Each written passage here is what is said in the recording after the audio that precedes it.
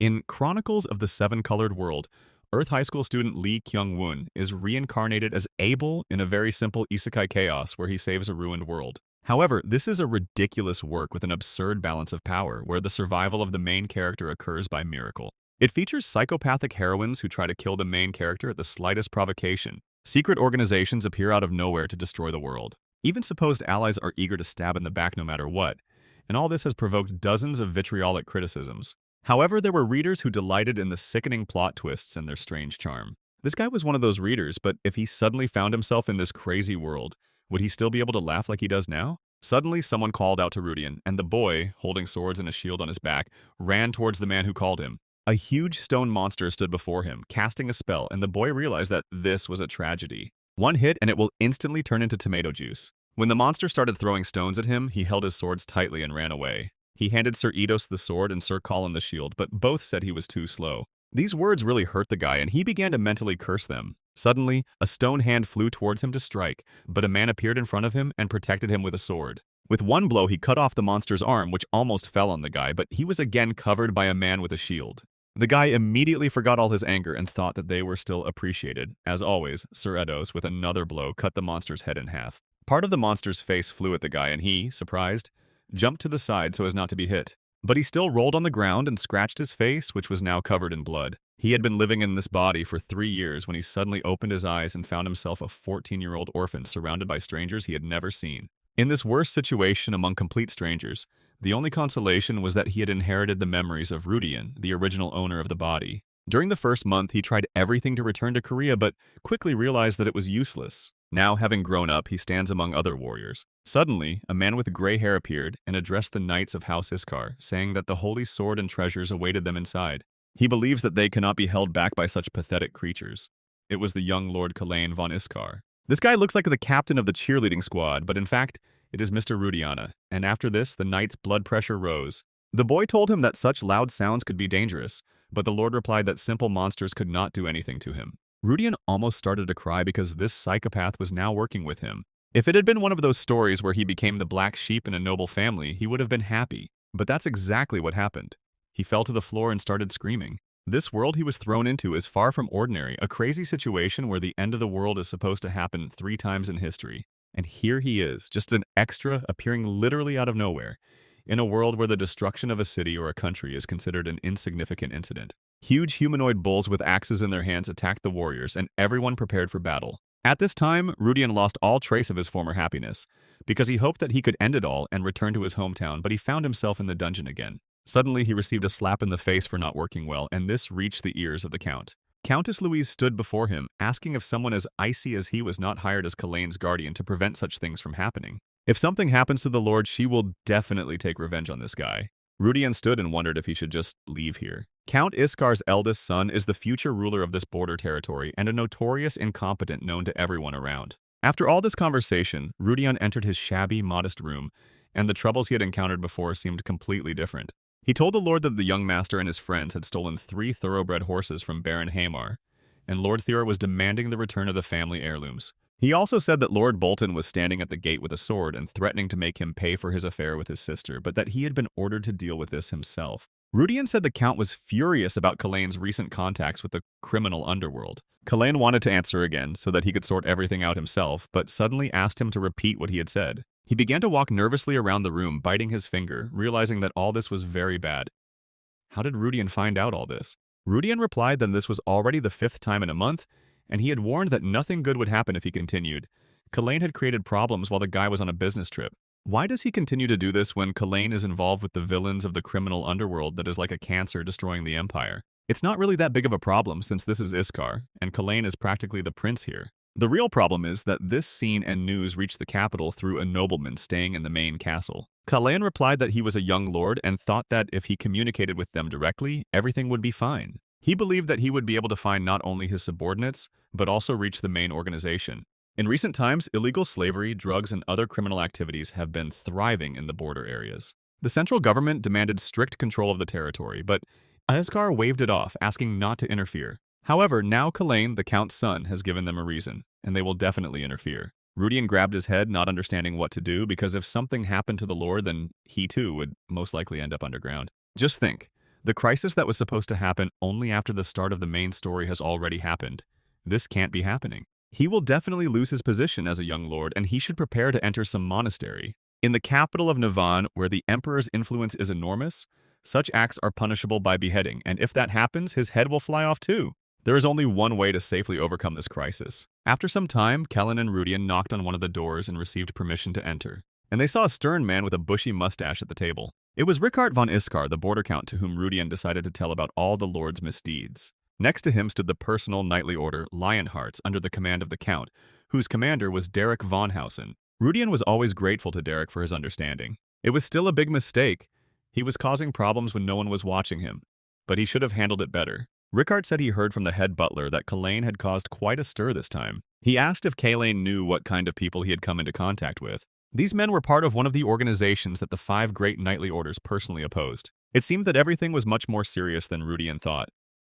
If the Imperial Knights Order had intervened, then the scale of the group this guy had gotten involved with exceeded his expectations. In this case, the House of Iskar found itself in great debt to the Imperial family, and the man told the Lord to prepare for a trip to the monastery. Not for life, but he had to think about his actions for at least 5 years. Rudian, without interfering in the least, watched what was happening, and everything went exactly as he had expected. According to his calculations, the main story of the Chronicle of the Seven-Colored World would begin in about 5 years, and by that time the continent would be engulfed in war and bloodshed.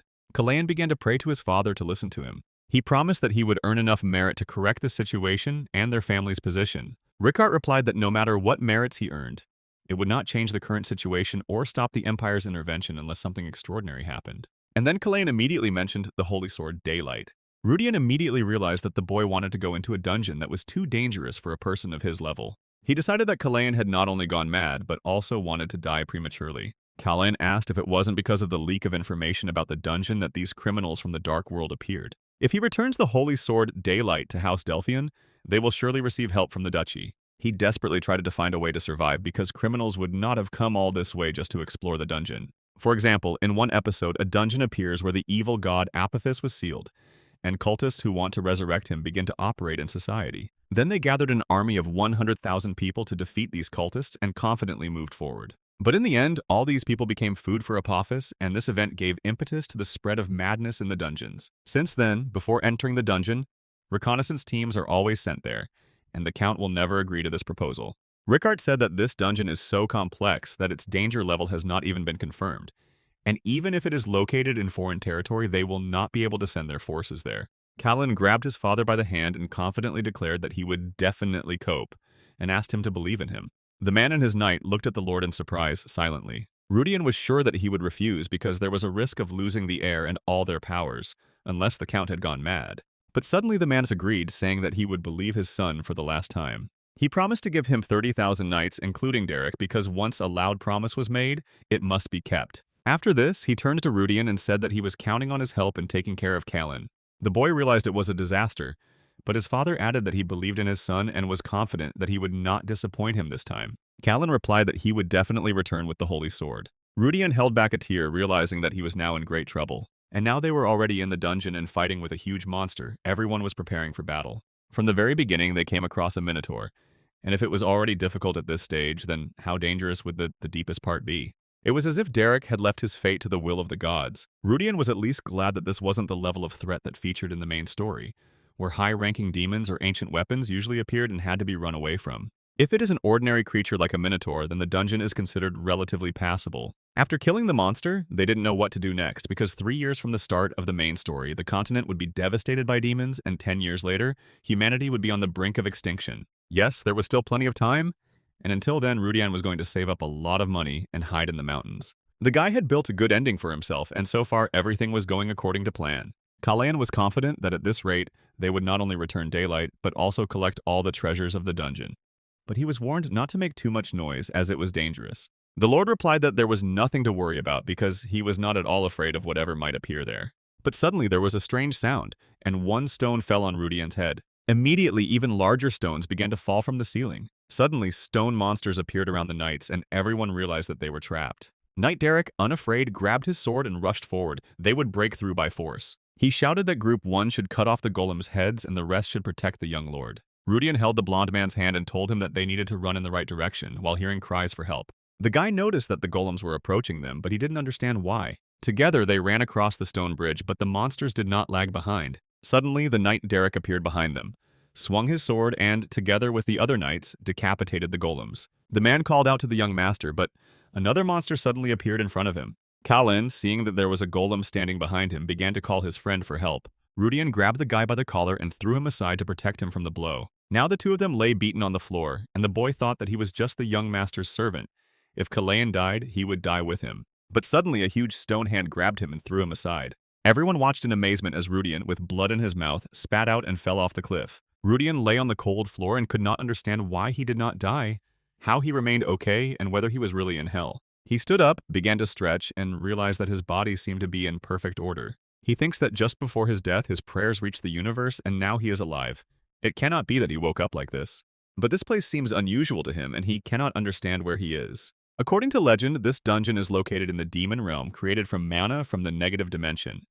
And if it is magic, then there should not be such a bright light here. Suddenly someone said, "As he sees, the guy has awakened." And Rudian, turning around, saw in front of him a red creature with a huge eye. The guy fainted at the sight, and when he woke up, he apologized. They say the monster looked very scary. The monster said that everything was fine because he was the first person it had met in 1,000 years and thought that only beings with divine status could find this place.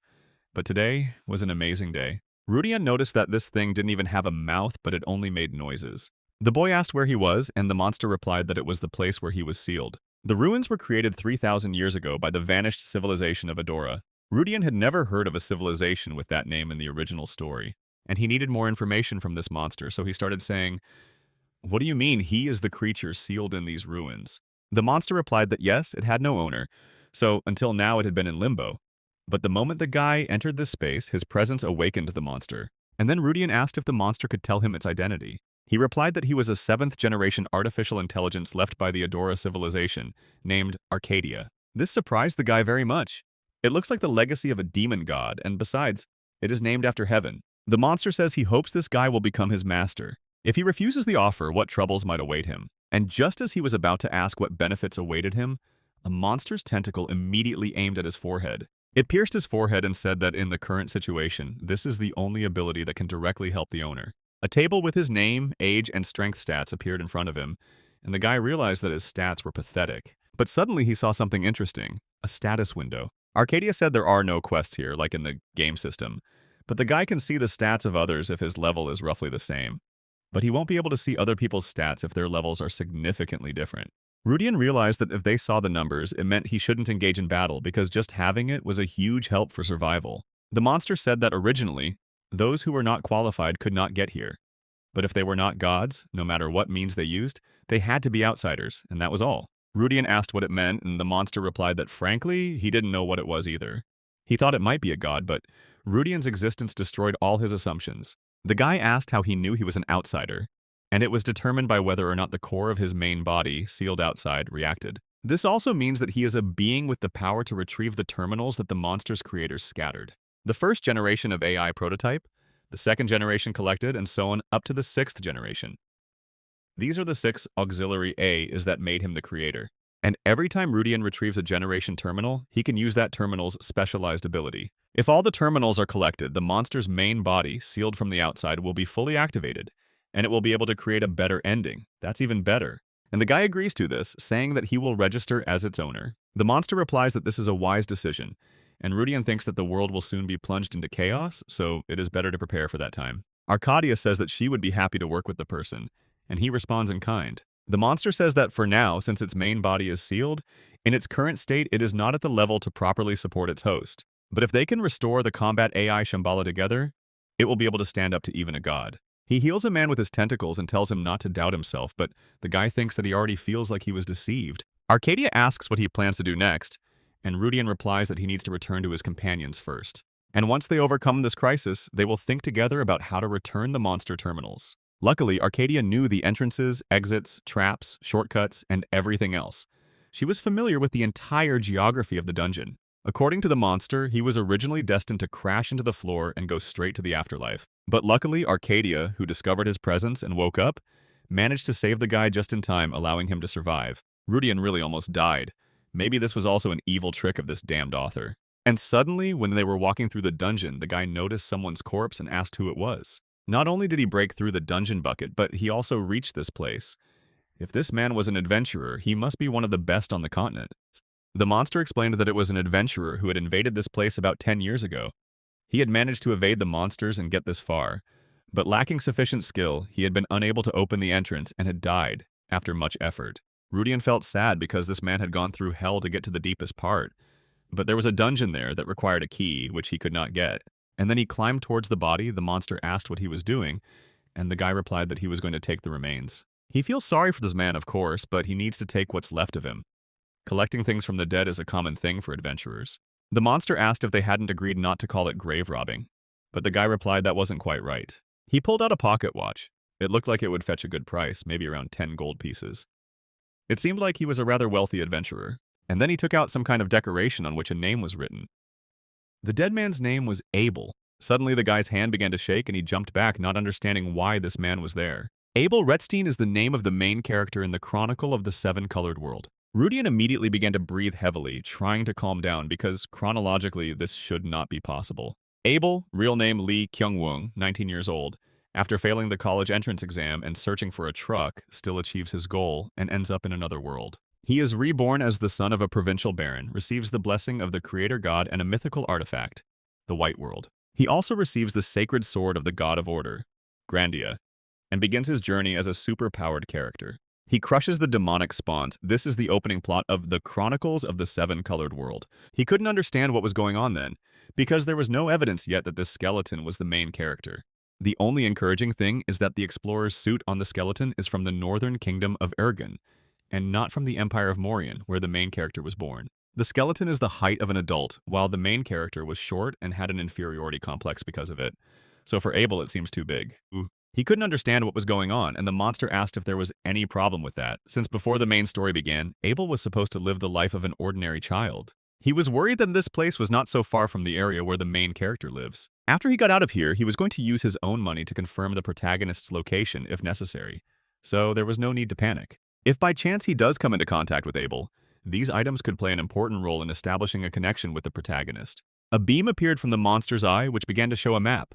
There are monsters and traps on the straight path, so you need to turn right and go around. Rudian was shocked that the monster turned out to be quite useful. Suddenly he saw a crowd of warriors. These were his comrades, and he immediately ran up to them, starting to call out to the Lord. Suddenly, all the knights drew their swords and demanded that he stand still. Everyone pointed their guns at Rudian and said that if he came closer, they would kill him. He couldn't understand what was happening. Was it desertion, or was it all about the monster nearby? Derek didn't believe that the guy who fell off the cliff could come back alive and well, so he decided that it was a double who had come to deceive them. How could he remain safe and sound if he is not a double? The guy tried to justify himself. He explained that while falling, he somehow managed to grab onto a branch sticking out of the wall, and after going through a lot of trials, he ultimately survived, which made him incredibly lucky. Derek moved the sword closer to his throat, demanding silence, stating that it was all a lie, and ordered him to prove that he was Rudian within 10 seconds. If the guy doesn't prove it, he will die. The sword has already started to scratch his neck, and the guy was in complete shock. Then he shouted out Cynthia's name, because last time at the Harpin, Derek flirted with the saleswoman, Cynthia. He was then caught by the madam, who declared that she would return to her parents, while the man desperately clung to her waist. Derek immediately stopped the guy, asking how he knew about this, and the knights began to ask the commander if it was true. Rudian thought that he might die at the hands of his commander later, but now the only thing that mattered was to survive. Lord came and ran up to him, asked why he was so late, and said that he was bored without him, so he should return to duty. Derek said that no matter how he looked at the guy, his appearance had not changed, to which the Lord replied that he looked exactly the same as before. But that was the problem. If something was wrong, the commander still had to take care of it, because they were almost there and shouldn't waste their energy. Derek agreed with this, and they decided to move forward together. The master said that the hostility had not disappeared, and he felt that they had almost reached the deepest part of the dungeon.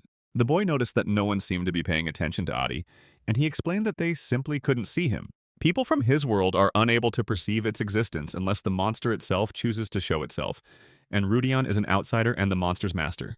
Considering it was only discovered now, it may not be a privilege, but a rare feature. This could mean that there are other people who have ended up in the Chronicles of the Seven-Colored World just like him. Suddenly, a huge purple beam appeared in front of the knights, inside of which stood something. Everyone saw in its hands the very sword they came for.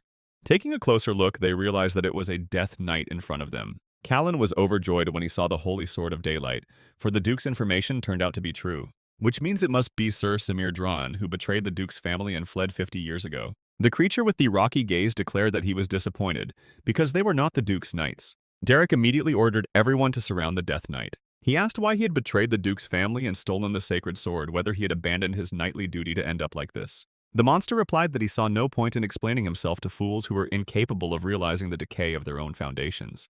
With a wild grin, he created purple magic and released it towards the knights. Skeletons in armor and with weapons began to emerge from underground from all sides. The commander ordered no one to panic. The second and third detachments were supposed to hold off the small monsters, and the first squad was supposed to go with him to deal with the traitor. Without a drop of fear, everyone ran towards the monster, shouting, "Forward!" Rudian looks at the guy, can't understand what's wrong with him, why they're dying, because he looks even more energetic than before. The monster, whose bones are broken and whose limbs are cut off, immediately restores them and laughs. Everyone was shocked. Was there really no end to this monster's life force and mana? The man complained to the commander that the skeleton soldiers also regenerate, and at this rate they would run out of steam before they could kill the monster. Kalayan, with a smile on his face, tells everyone to hold on and not back down. Rudian asks Adi what he thinks about this, and the monster replies that there is an external force at work. The owner must also be able to see this and must try to use eye magic. As soon as the guy says this phrase, his eyes immediately light up red. A table of the monster's characteristics appears in front of him, and he sees its title, position, strength, and dexterity. He notices that the monster is currently connected to the dungeon's core and has temporarily gained immortality and infinite mana. And suddenly he notices a core in the same room. It is a magical bloodstone, which is often used as a dungeon core or mana storage. Since this dungeon was created by a 500-year-old mage, there is a very large amount of concentrated mana here, and therefore it is quite possible that they will die here unless a miracle happens. The stone's strength isn't that high, but the guy is unlikely to be able to get through the monsters. A couple of seconds later, some knight not far from him is fighting with skeletons, tearing them apart. Rudian understands that if he heads in that direction, the monster will definitely notice him, and given the current physical capabilities of the owner, the probability of his death is 90%. The guy decides he has no choice. The knight turns to the commander and says that, in his opinion, they need to retreat, because if they lose the young lord, they will no longer be able to cope with the skeletons. Derek replies that he doubts Kalain would calmly give the order to retreat, and orders everyone to protect the lord. Callan shouts that he will definitely take this sword, and the commander tries to think of a way out of this situation. Rudian runs towards him and tells him to look at the shining stone behind him, because it looks extremely suspicious. He immediately notices the magical bloodstone and can't believe he hasn't seen it before. He calls his comrades Arnold and Chris and tells them to choose the right moment to destroy the core. The man replies that this is impossible because if there were as many skeletons as before, it might be possible, but now their numbers and strength have increased to a level that they cannot ignore. Derek replies that in any case, it needs to be done literally now because their numbers continue to grow, and if they can't kill him here, they're finished. Now that the knights know they are targeting the core, his attention will be focused on only one place. At least among all of them, the guy has the best chance of success. Even if he can't control mana, he can at least use the weapon he took out of his bag. Together with their monster, they stand behind the wall and think that if Rudian is caught, then everything will be over. Derek turns to his comrades and tells them to move forward towards the core, and the Death Knight raises his sword and says that he will not let them pass. He swings his weapon, hits the floor, and a huge beam passes through. It splits the earth, creates a huge depression, and a bright light blinds everyone. Kalain is shocked that a shockwave has appeared, because this guy turned out to be a swordmaster, and he is ordered to run and retreat. But suddenly they notice that the escape route is also blocked by skeletons. Derek shouts at the knights that if they don't want to die, they should stand up, because even that monster probably won't be able to use that technique twice. He turns around and sees that most of his knights are lying on the floor, some wounded, some dead. He understands that this is the end, but as a knight of the Lionhearts, he cannot die just like that. Even if he dies, he must at least help the young master escape. But he is surprised when he sees the monster suddenly turn to the side. And together they see Rudian, with a huge hammer in his hands, walking towards the core. The guy is shocked that he was noticed, and Adi says that he is lucky that he has not been caught yet. But since he has already been caught, it does not matter now. The monster, in a rage, calls the guy a very impudent fool, and then he flies towards him and swings his sword to strike. But suddenly, Sir Derek appears in front of him and stops the attack with his sword. He tells the guy to go ahead and break that cannonball, and if he succeeds, he will forgive him for making him drink the water earlier. Rudian runs towards the target and shouts that he can do everything. He definitely can. He's so close now, swinging his hammer and realizing that he'll finish this thing off with one blow. But suddenly he freezes, and a voice says, "How dare the pathetic worm touch his heart? She is the great Dark Lord Castley Richmond, and she will punish the boy's sin of admiring his heart with death." Rudian realizes that this stone is not just the core of the dungeon. Richmond is a healer lord who appears at the beginning of the story, a nation-destroying mage capable of killing even a red dragon with a single death spell. His spirit says that he will give the boy a painless death, a deadly word. Rudian swings his axe to strike, and the spirit says that the word of death will ensure a quick kill. At that moment, the guy closed his eyes, was covered in sweat and shaking, but nothing happened. He sees in the reflection of the stone the face of a girl who is also completely surprised. She can't figure out why her ultimate spell didn't work and who this guy is. Maybe he's from the divine race. Rudian is also surprised that he did not die from the spell, and the girl in the core is trying to cast it again at this time. But that's impossible, because he must have a divine-level protective spell on him. He's from a divine race. Adi appears nearby and says that it was he who blocked the curse because this creature dared to cast such a low-level magic on its master. Even with his limited abilities, he can do this and doesn't understand why everyone is so surprised, because he is a pretty capable AI. Just think. He can nullify Castley's ultimate technique, how powerful this creature will become once it regains full functionality. The core orders the guy to stand still because it will open the spatial gate and come for him right now. Castley said for sure that this stone is blood magic, her heart, the only weakness of the immortal lich. I wonder if Castley knows that in an employer-employee relationship, Adi told the guy that the stone itself was quite weak. As Rudian swings, the stone screams to make a deal. If he keeps the life stone, he will get everything he wants. Anything but her life, her treasures, and all the magical knowledge she had accumulated over the centuries. Rudian clenches the hands that hold the hammer and says that he doesn't need it. Then the core calls the Death Knight and orders him to kill this guy right now and as quickly as possible. Rudian swings his hammer and says that he will destroy the stone faster than the knight can reach it. He screams for Castley Richmond to embrace this color. The girl's face in the crystal begins to scream. What about her ambitions? What about her desires? Just a couple of seconds, and Rudian shatters the core into many small fragments. All the wounded knights get up from the floor and are glad that he did it.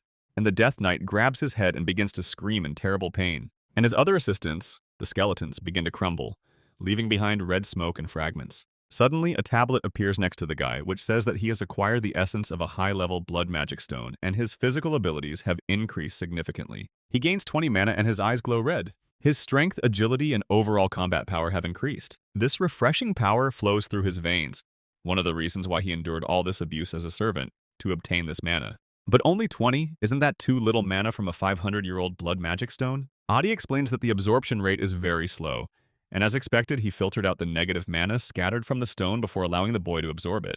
The absorption rate is about 8%. He did all this because this energy is not mana, but demonic energy. If he had allowed the boy to absorb it completely, he would have received mana of a different order. But the monster did not think that Rudian would want to become a demon just for the sake of power, so he filtered it himself. The guy realized that he had almost screwed up, because the next thing that would have split after the blood magic stone was his own head. And suddenly his comrades appear behind him, calling him. If it looked like he was absorbing demonic energy, the next thing that would crack would really be him. Derek puts his hands on his shoulder and says that he really saved all the guys, and that he did a good job. Adi continues to talk about how he filtered the mana accordingly. Together, they return to the castle, where they are met by the Count, who tells his son that he has done well and has achieved success. Now, no vassal will doubt his abilities, because he is the future of the Iskar family. Kellen replies that with his abilities, it was natural. When he inherits his father's position, their family will truly be firmly on the ground. And the trophy is astounding. The line of carts seems endless, and the Lord has made a huge contribution to the family's wealth. In about a week, the Duke's family will send someone to appraise the sacred sword, and even if the Duke doesn't come himself, he will send someone they can't ignore. He tells his son to try to make a strong impression on whoever comes. With the success of this expedition, his name will spread throughout the empire. Not only them, but even the family of Duke Delphian will be involved in this matter. So it will definitely happen. Rudian understands that if it becomes known that Castley was the dungeon's mistress, Kalain will become a knight of worldwide fame. But it is better not to reveal such things now because it is difficult and could have consequences if he wants even more popularity. All that remains for Rudian to do is to continue to accompany the Lord. The Count tells his son that he now thinks he can send him into Soviet circles without fear, and immediately remembers Rudian. The boy kneels down and the man says that Derek and the knights praised him highly and he only did what was required of the young lord's escort. The Count says that this blow, dealt when the Death Knight wasn't looking, is something that would leave most people trembling and unable to move, and yet he is qualified to continue aiding Kalain. And he expects him to take care of this guy, and Rudian is very upset that he won't be able to leave the Lord. But then, having received a lot of gold, jewelry, and awards, he began to praise Kalain. A year's bonus and 10 days of paid vacation to boot. Why leave such a great job? Adi says he thinks what he stole will be more useful than the bag, but the guy replies that money is good, but what they brought, they can't use right now. He asks Adi, Didn't the monster say that everything he took was imbued with magical power? And if they tried to cash it out, the magic tower would immediately be on their tail? Is that true? Adi did everything as the master ordered, and although it's a shame they can't take everything, they have some really valuable things now, so everything is fine. The most important thing for a mage is the spell books and the results of their research, which contain the work of their entire life. Because the Richmond School was once one of the 3 best magic schools on the continent. And by selling just a few spell books, one can easily buy several castles. They need funds for the future, and even if they can't use them now, they will definitely come in handy later. The question remains, how did the knight who stole daylight become the Death Knight? This is part of the original story, so it is difficult to understand. Daylight was supposed to be brought by the protagonist's companion, the Holy Knight Crocs, when he returned from a trip to his home. But the details of how he obtained daylight were not explained as the story moved into the Heavenly Demon War arc. The author probably considered these to be minor details and cut them out, as it wasn't just greed that made him steal the sword. Most likely, he was closely connected with the demon race, since they would be the main enemies. This means that the demons will be the biggest obstacle to restoring the terminals, and then they will naturally have to destroy them. With Castley dead, the demons will have to act, as Castley was likely disguised as a court mage from the neighboring kingdom of Rohan. After the sudden death of such a person, the demons in the kingdom will definitely take some action, because given the future events, they must obtain the demonic sword. Adi asks about the magic sword. Isn't the holy sword better to use to fight the demon? Rudian replies that holy swords are difficult to obtain and their inherent holiness is perfect for attracting the attention of demons. And even looking at daylight, he wouldn't be able to obtain it alone even if he died and came back 10 times. Besides, in terms of stats, one of the best demon swords is right here in Iskar territory. If the demons can get their hands on it, their future tasks will become much easier, so they need Diablo's demon sword. The village of Baran, with a population of about 500 people, is considered a fairly large settlement in the territory of Iskar. Marco, the village chief in Iskar's lands, desperately begged the young man for help. Rudian, with an angry expression on his face, declared that he had only come here to relax and had not planned to do anything serious. Before returning Diablo, he wanted to take some time off in his home village. At first, he thought something serious had happened when he saw the headman rushing towards him. There were large tear stains on his face, and he begged the boy for help, explaining that the tax collectors were due to come the following week. Besides, the tax amount is not correct and the documents are a complete mess. And if this is not corrected, everything will remain as is, because only a guy can handle this. The man added that since Rudian was smart enough to work for the Count's family, he would quickly settle everything and asked to save him. The boy replied that he should have remembered everything he had taught him, or he could have hired a scribe at the village's expense. The headman replied that it would cost too much, and Rudian had no choice but to agree. Marco began to squeeze his hand and thank him, calling him the best treasure their village had ever produced. Today they would have beef that he had caught himself, and he would go to the warehouse for a minute to get it. Rudian remembered that he had once come to this village with nothing, and thanks to the village elder, he had managed to survive. Despite this, the text is almost free of errors, and it is said that knights with great physical strength and mana do not get tired. Even after fighting day and night for a week, he doesn't feel that tired, and maybe it's all because of the mana.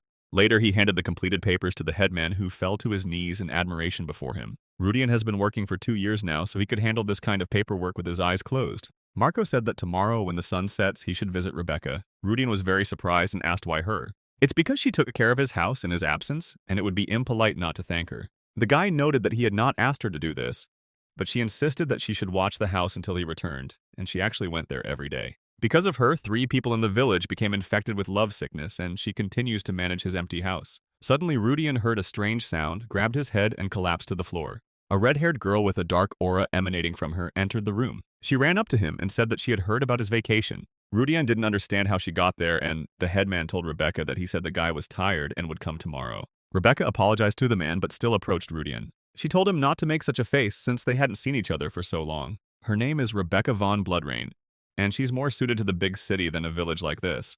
A real beauty, out of place here. Moreover, she is sociable and has already received several confessions, and rumors have reached Rudian that some nobles have paid attention to her. If it weren't for the village headman's protection, something serious might have happened to her already, because usually a man who rejects such a woman is called a fool. But the guy doesn't want to get involved in this and die because the real reason for his leaving the village and joining Kalayan's followers was Rebecca. A demon eater who absorbs demonic magic and turns it into her own power? A blood witch. That's who Rebecca is. She is one of the heroines of this universe and the main character in the protagonist's team. She is obsessed, whispers love to the hero, and then stabs him in the back. This is her true face. As her last name suggests, Rebecca is a demon hunter who inherited her parents' half-demon, half-human bloodline. Several years ago, she was almost kidnapped by those who wanted to get her blood, And then the guy, with the help of the headman, saved her along with a squad of Avengers. From then on, Rebecca felt a deep sympathy for Rudian. And after some time, she told him her full name. And then the guy immediately went to Count Iskar's house when he received the invitation. These emerald eyes and red hair are said to turn crimson when fully awakened. The girl flirted with him, asking why he was looking at her like that. Was he really in love? Becky's name was so common at first that he didn't immediately realize who she was. And when he did, they were already too close to distance themselves. Rebecca left, promising to bring salad and stew from home. Despite everything, the guy doesn't notice any signs of madness in her, although she's a ticking time bomb. The reason why he can't push her away coldly is because Rudian is an orphan, and it's hard for him to reject someone else's warmth. He has no particular attachment to the village of Baran because before serving in the Count's house, he was always looked at as an orphan. The only people close to him in this village are the village elder and Rebecca. If Rebecca hadn't awakened, he might have simply taken her with him. There were two men standing on the cliff, and one of them approached the other, calling him captain. He said he felt like they had gone too far and didn't even realize what they were doing. The captain replied that they simply had to follow orders. The man didn't understand if these were too extreme orders, since they were ordered to infiltrate Iskar's territory disguised as bandits. They are tasked with finding a Grand Master, or a 9th-class mage, or someone who has made a contract with the Spirit King. But if such a person exists, they have likely been sent to their deaths. He had never received such a ridiculous order before, They must find a powerful man on the border, which in itself is a miracle because they have not been caught yet. The captain realizes the absurdity of the order, even if it comes from the highest command. Just 3 days ago, the military commander gave the order to explore the territory of Iskar. It is necessary to find out whether there's a great 9th-class mage there, or someone who has made a contract with a spirit, and why this particular area has become the object of attention. A few days ago, he received information that a junior member of the Iskar family had returned Duke Dilfian's sacred sword. And less than half a day later, the order was given to begin the search, which looks suspicious and makes one wonder about the connection between the events. 3 days later, Rudian was sitting on the street of the village, and Rebecca was standing next to him. He could not understand what was happening because an alarming atmosphere reigned in the village. Rebecca said that bandits have recently started appearing in the southeast of the village since Baran is located not far from Iskar. If this were a poor or remote area, this might be understandable, but for something like this to happen in such an important borderland is a worrying sign. Typically, these are eliminated by nearby patrols, but Rebecca clarified that the bandits' presence has not yet been confirmed. Since yesterday, travelers have been crossing the border, stopping in the village to warn the locals. The headman didn't tell him anything about it, but it's already late today, and it seems that he has become much more careful. This is too strange a coincidence to be considered a mere accident. In the 3 years he's been here, the guy has never seen bandits roaming freely in the borderlands. Have the bandits really started to act? 2 days later, not far from Iskar, Rudian discovered some kind of cave, and it seems that this was the one described in the original story. It is easy to find compared to other hidden keys or locations that are only accessible during solar or ionic eclipses. The monster said the place was relatively well hidden, but not completely invisible. The sword from the ancient era, which contained the ancient demon king Diablo, existed even in the early stages of civilization during the War of the Second Age. It was so long ago in human history that there are almost no records left, and in terms of rank, it is comparable to the Holy Sword of Grandia and not even remotely inferior to it. Originally, this weapon could only be obtained after passing the most difficult trials, but now this sword is stuck in an empty cave and is not guarded by either guards or monsters. The reason why it still remains without a master is because anyone who tries to touch it will be cursed and disappear without a trace, even if it is the great dragon that was resurrected before the start of the main story.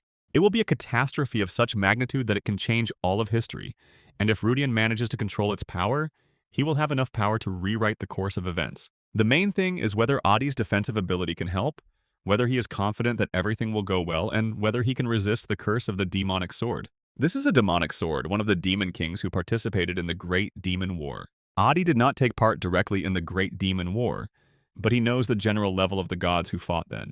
He can't be sure until he sees the demonic sword himself, but given its weakening by the seal, the monster believes it can protect its master. Rudian wondered how long ago this sword had been created. The Great Demon War took place at least 10,000 years ago, and Adi claims that the ruins where the sword was sealed have existed for around 3,000 years. It may even be an older civilization than is thought, and it existed long before 3,000 years ago. Adi suddenly announces that the place they were looking for was right in front of them. At first glance, Diablo's demon sword looked like an ordinary sword without any decorations. In fact, it was precisely for his simplicity that he was chosen as a monster.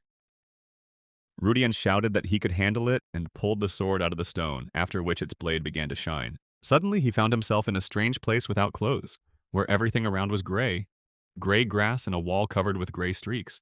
Rudian didn't understand where his clothes had disappeared to, and what's more, he couldn't move his body. The wall began to crack even more, and black liquid began to flow out of it. Adi appeared, asking his master if he was okay, as he looked unwell. The monster explained that it was an instant mental corruption that was trying to take over the guy's mind. And about 5 minutes passed until she weakened, and Rudian thought that the sword curse was just demonization. That's right, whoever wields this sword inherits a portion of the ancient demon king's mind and power, and begins to transform into Diablo himself. The problem is that this force is so great that no human body can withstand it, and is destroyed. Thanks to Adi, he managed to avoid becoming a demon king, and can still wield the sword. This is enough for Rudian, even if he cannot unleash his full power due to the curse. Even Diablo himself would be able to surpass the power of a normal magic sword. Suddenly he began to look around, hearing a strange sound. The sword spoke, saying that it was the first time he had met a man in 1,000 years, and that he too would eventually die, unable to overcome the curse. Huge black hands came out of the sword, and he said that he was bored being locked up here.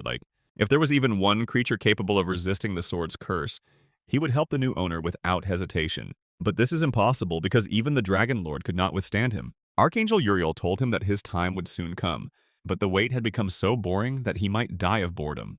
He told the man not to give in to the curse and to hold on because he could succeed if he remained strong. Rudian stopped him, saying that he was being too noisy. The wall in front of him was already almost completely covered in black liquid, and the sword wondered if the man was still alive. No human had ever lasted more than 30 seconds in this state before, so was it possible that time had been distorted by the seal? It didn't take him 10 seconds to ask the guy if he was okay, and he replied that he was indeed fine. But this cannot be, because this curse was created by the archangels themselves with the help of complex rituals, and even the gods could not survive it. If this is true, then Rudian has overcome his transformation into a demon king, and then the power should feel completely different. After waiting a bit, he said that yes, the curse really did not affect him at all. He raised his huge hands, pointed at the boy, and said that he was worthy of receiving the help of the sealed demon king. He offered him a contract, not a cursed contract, but a direct blood contract so that he would gain power and wreak havoc without any payment. Such an offer had not been made since the creation of the world, and now, with his overwhelming status, he could do whatever he wanted. Rudian replied that although he was being offered power without a price, wouldn't it be worth mentioning that with the advent of the Age of Myth, he would be able to abandon the sword? The creature in the sword was shocked at how he knew this. The contract he offers was sealed with the Demon King Diablo, and as soon as he is released, the contract becomes invalid. Later in the novel, the demon that acted as the hero's team's magical energy battery before the mythic war was willing to sacrifice its powers. But once the seal was removed, Diablo escaped, and the old one dealt with Crocs. The creature could not understand who was standing in front of it. Rudian, with a cheerful expression on his face, offered him a bet. He must use all his strength to try to dominate the person, and if he wins, the person will become his slave. But if the creature is defeated, then for the next 100 years it will give him all its strength and wisdom, even after the onset of the Age of Myths. The sword began to laugh loudly and then said that the man does not know his place. Even if he managed to avoid the curse, he is too self-confident.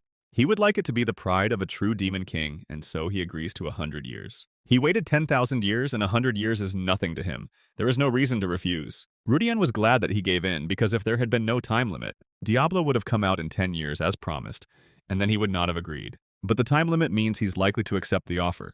Rudian said that everything would be fine if he could get rid of the creature's dominion. Using the sword before the seal is released will be safer, but using it fully now will reduce the enormous losses in the Second Great Demon War. And suddenly Rudian woke up on the cold floor. He stood up and saw that he was lying on the sand, and in front of him lay the ocean, still in gray tones. Could his assistant have been mistaken? Because if the mental corruption had won, he would not have been able to think clearly, and if he had won, he should not have seen this king. Suddenly he turned around and saw a huge demon emerging from the water. Diablo's true form was described as being so gigantic that it could cover mountains, but he turned out to be smaller than expected. The demon came up to him and said that everything that was happening was amazing. Could it be that before him stood a man who had received a hidden blessing from the gods? Rudian thought he meant Adi, since he had clearly said that he was an artificial intelligence created by a civilization, and given his power, it would be strange if someone mistook him for a god. The demon noted that it seemed that even this blessing could not fully protect the boy since such an imperfect connection had already appeared. The fact that this scene is unfolding right now made me wonder if it meant failure or just an ambiguous situation. The demon asked what the guy was going to do since all the monster's powers were sealed, and in exchange he temporarily lost the protection of this god. Rudian, without hesitating for a second, ordered him to attack. If he can't predict what will happen next, then it's better to act and see if it works or not. Diablo noted that this was an impressive display of courage. However, he added that he was not going to fight, because it was not about him, but about the guy. The demon laughed, realizing that he had wavered from the single word, and admitted that the offer of a duel with a demon was truly arrogance worthy of a demon king. Diablo sensed an unusual flow of fate coming from the man and remarked that it would be very exciting. Rudian, perplexed, asked what exactly this flow of fate meant. The demon replied that this meant he was willing to cooperate and called the guy a child. The demon had a feeling that watching this guy could be quite fun. He decided that by dominating it right now, he would be able to call not only him an enemy, but also the creature that was watching them. Rudian was startled when he noticed the eye in the sky and wondered if he had fallen under Diablo's influence when he let his guard down. The being in the sky apologized, explaining that the demon's power was greater than expected, and that was why the treatment had been delayed, but now the boundaries would be lifted. A couple of seconds later, Rudian was already in the same place where he had been before. He looked at the sword in his hands and said that for the next 100 years, the monster contained within it must take care of it. The guy thought that everything ended well, at least he laid the foundation to prepare for the coming disasters. After some time, he continued to practice using the sword, drenched in sweat. Fishing watched this and wondered why he was training again, since it seemed like he was done with fencing. Rudian replied that he had found new hope because with Adi and Diablo's mana, he could take a new path, and not just live as an NPC. In this world, wars are waged even against aliens, so his personal stats are no less important than his equipment. He wondered if he should join the knight training again, since with 20 mana he was roughly equivalent to an average knight, but awakening magic and actually using it were two different things. He knew that if anyone found out that he had started using mana, there would be problems, and he couldn't let that happen. However, even if he trains alone for an eternity, he is unlikely to achieve mastery in fencing, and is there no better way? Robocar reminded him of yesterday's conversation and asked if he was going to discuss further actions with the headman regarding those bandits. So far, nothing unusual has happened, but reaching an agreement with the main estate is a separate issue, and they should at least prepare minimal measures. Of course, it would be best if nothing happened, but if it had to, he could handle them himself, so everything would be fine. Suddenly, he noticed something strange and wondered if it could be connected with Rebecca's awakening. Since he prevented Rebecca from being kidnapped, there is a possibility that the original story was distorted. While he couldn't stand aside out of sympathy, the butterfly effect could prove fatal. Because he was staring at Rebecca too hard, she asked if everything was okay. He remembered her real form, but remained silent.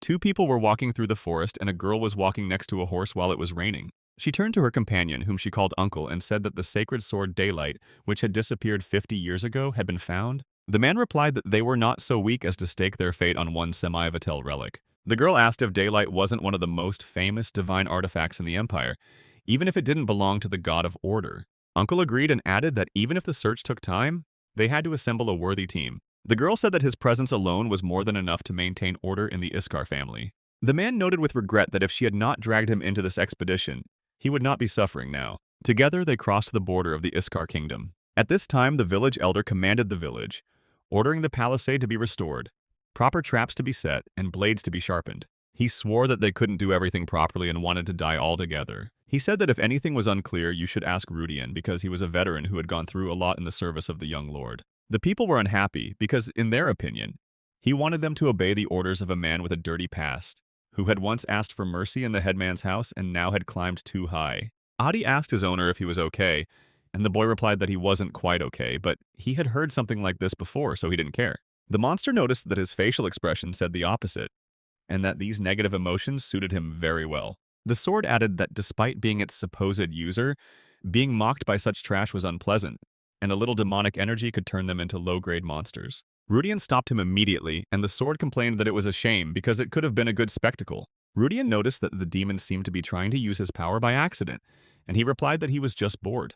Suddenly he was called, and the headman said that the man he was looking for was here. It turned out to be a member of the Information Guild whom he had asked to find through the village elder some time ago. They entered the house together, and Rudian was surprised to hear that Konzan had been attacked, and that the news had probably already reached the ears of Count Iskar.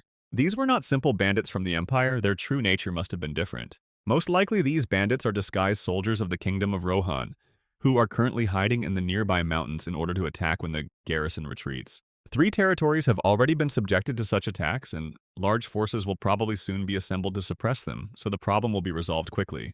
However, the real problem is not the bandits, because Rudian could have dealt with a cavalry detachment. The problem is that there might be demons or their minions among them, and that would be a whole other level of threat. Adi interrupted the master's thoughts, reporting that people were already approaching. Rudian realized that he had no choice, took the sword and put on his coat. He went outside and asked the sword for some help. The demon said that it would be a great entertainment to test the strength of the descendants of the current era and agreed to help. However, he warned that even if he lent him the power for free, Rudian's body was now too fragile to withstand it. If he had become a demon, as the sword suggested, everything would have been much simpler. But if he became a demon, he would simply be hunted down by the protagonist or a secret organization, and that's the problem. Suddenly he was called and turned around to see Rebecca soaking wet from the rain. Rudian noticed that she looked very worried, and perhaps her demon eater blood was reacting to what was happening. He walked up to her, put his hand on her shoulder, and told her not to worry because he would soon sort everything out in return. The headman, along with the rest of the villagers, stands in the rain with spears in their hands, and in front of them are their enemies. Marco shouts that this territory is under the jurisdiction of House Iskar, and they have already confirmed through the Information Guild that these people are not just a gang of marauders. The man with the scar on his face, sitting on a horse, said that this kind of information from the Empire was quite good. They made too much noise, which is why they were quickly discovered, and the Iskar army will soon arrive. They have been suffering from the damned order for several days now, so they intend to take compensation from the villagers. Rudian looks at the man with his magical eye and realizes that he is at the level of a knight apprentice. His stats are not very high and he has no title. Position: Commander of the 3rd Squad of the Cooper Special Cavalry Unit, Rohan Kingdom. Judging by the smaller number of people than expected, these are the ones who attack the nearby villages and hills, and fighting here would be suicide. Rudian covers the village elder and orders everyone to retreat. The warriors on horseback do not understand what is happening and where the villagers are heading. The squad commander immediately gives the order to pursue the fleeing residents, and Bernard Calcio himself rushes in pursuit of the headman. He swings his sword and is about to kill the man, but Rudian stands in his way. Bernard is surprised that his strike was blocked so easily and realizes that the sword is imbued with mana. He notices that the guy has a very good sword for a young man, which means he has recently had a lot of luck with his catch. Rudian starts to run away at a rapid pace, shouting out questions about who decided he was anyone's rightful prey. A bright passion instantly appears in the man's eyes, as if a hunt he had been waiting for a long time had begun. He simply cannot understand how anyone could dare to escape from the cavalry, which is known for its ruthlessness. At this moment, literally in a matter of seconds, several of his soldiers are seriously wounded by sudden arrows. Bernard suddenly raises his head and angrily calls the archers dirty and vile rats. He doesn't understand how long they've been preparing, because the archers are already standing on the tower with weapons in their hands. Rudian is genuinely amazed that the man only realized what was happening now when it was already too late. Bernard realizes that the village was evacuated in advance, since there is no longer a single sign of life in it. He orders everyone to be killed, believing that the enemy has few archers and can be cut down one by one if one is careful. These people are not Avengers at all, but ordinary civilians, and no matter how many of them there are, they will not be able to defeat the knights. Suddenly, one man falls unconscious in front of the captain and begins to fall from his horse. Rudian runs up to him and cuts off his head with his sword. People realize that the guy doesn't know how to handle a sword, but he was still able to block the captain's blow, so he shouldn't be underestimated because of his age. The headman orders to shoot at the knights and lure them deeper into the village. The villagers follow the order and shoot several arrows at one man. One knight asks the captain what to do, since the enemies are clearly prepared and may be waiting for an escort detachment. Bernard replies that they are just ordinary villagers and no escort is required to deal with them. The headman and Rudian hide among the buildings, and the man asks the boy if he is sure that everything will be okay. Rudian replies that their numbers need to be reduced as much as possible because, even with the difference in skills, using the terrain they have a chance. The elder stops worrying because now the guy will definitely not die, although before he would not have been able to cope with even 1 or 2 soldiers. He was finally able to stand firmly on at least 1 foot in this damned world. At this time, Rebecca was exhausted and falling off her feet, but she tried to move on. If she goes, she will simply stand in Rudian's way. She remembers how the rituals were performed on her, and therefore she must restrain herself. She remembers the guy, and suddenly a dark hand appears, grabs her face, and her eyes light up. She goes crazy and realizes that she wants to eat. At this time, Rudian is fighting, and if he used the demon's power, he would cope easily, but this power is uncontrollable. If used recklessly and it gets out of control, the entire village could be destroyed. The knight fighting the guy realizes that he can control mana, and Rudian immediately pierces the man through and through, breaking his armor. At this time, the captain and the knights rush forward, but suddenly they stop, seeing the traps. "These are traps meant for monsters, but they are perfect against knights," says one of the villagers. The captain curses them for turning this area into a complete hole. This is the same village where ambushes used to be set up and heads chopped off as a lesson. Now the residents act on their own. He doesn't understand why these people resist so desperately. The headman is happy because the spirit of the village is alive, and how could they think that they could destroy it with these pathetic soldiers? This village has the largest number of soldiers, and even ordinary residents have learned basic spear techniques. Moreover, Marco is a former centurion, expelled from the army for misconduct. A tough guy, capable of dealing with even special forces fighters. Rudian points his sword towards the captain and says that everything will end as soon as the villagers kill all the enemies. Bernard realizes that this guy is not someone to be underestimated due to his young age, as he is already capable of blocking mana attacks. The man asks if he is really the heart of this village because it is hard to believe that he has already awakened Vagi. As a sign of respect for him and his village's desperate struggle, he decides to tell the boy one fact. This village was originally the place where Cooper's squad was going to complete their strategy. If they go further, they will still end up at the main Iskar estate. So they decided that the village was their limit, and Bernard himself was just a commander, not a captain. This means that these knights are not the only ones attacking the village, and the victory of the inhabitants is possible thanks to the triggered traps. But if even one more squad appears, this place will definitely become a wasteland. And it is not a fact that they will be able to hold out. Of course, reinforcements from the main Iskar estate are already close, but the question is whether the inhabitants will hold out until they arrive and whether Rudian should use Diablo's power. He immediately realizes that this is not the worst-case scenario, and first he needs to deal with the current enemies. Suddenly a man approaches Bernard and he happily greets the captain. On the horse sits a man with a huge body, crazy eyes, and an inhuman appearance. Rudian activates his eye and sees that it is Alec Humea, 145 years old, captain of the Special Cavalry Unit Cooper, Kingdom of Rohan, minion of the Demon King Iblis, half human, half demon. Rudian realizes that he is a demon's lackey and is immediately met with the man's terrifying gaze. The only good thing was that this guy came alone, without other companions. His base stats completely overlap with Rudian's, and the numbers in parentheses represent the power he gained as a minion. Such an opponent is only a mid-level minion, not even a top-level one, and one wonders if Rudian can handle him. As a devoted reader of the original story, the boy had a rough idea of the power of the said demons, but seeing it in reality was a completely different matter. Bernard apologizes to the captain and says that it was his fault that they lost a lot of people. Alec angrily calls them idiots and punches Bernard in the face. The blow is so strong that Bernard's head is torn off and flies to the side. Rudian appeals to the headman with a request to escape immediately. The headman calls the rest of the residents and also tells them to flee. He worries about Rudian, but he knows from experience that he won't be able to cope, and he can't look after him now. In his mind, he asks Rudian to return alive, so they are left alone. The half-demon and Rudian look into each other's eyes. Alec wonders why the guy is bothering them, since they should have contacted him in advance. Perhaps everything happened too quickly and the orders didn't have time to reach them. But even in that case, this is their territory. Rudian doesn't understand what the man is talking about, but the captain says that he shouldn't underestimate his feelings or be hypocritical. Doesn't he realize that he serves the same great beings as the captain?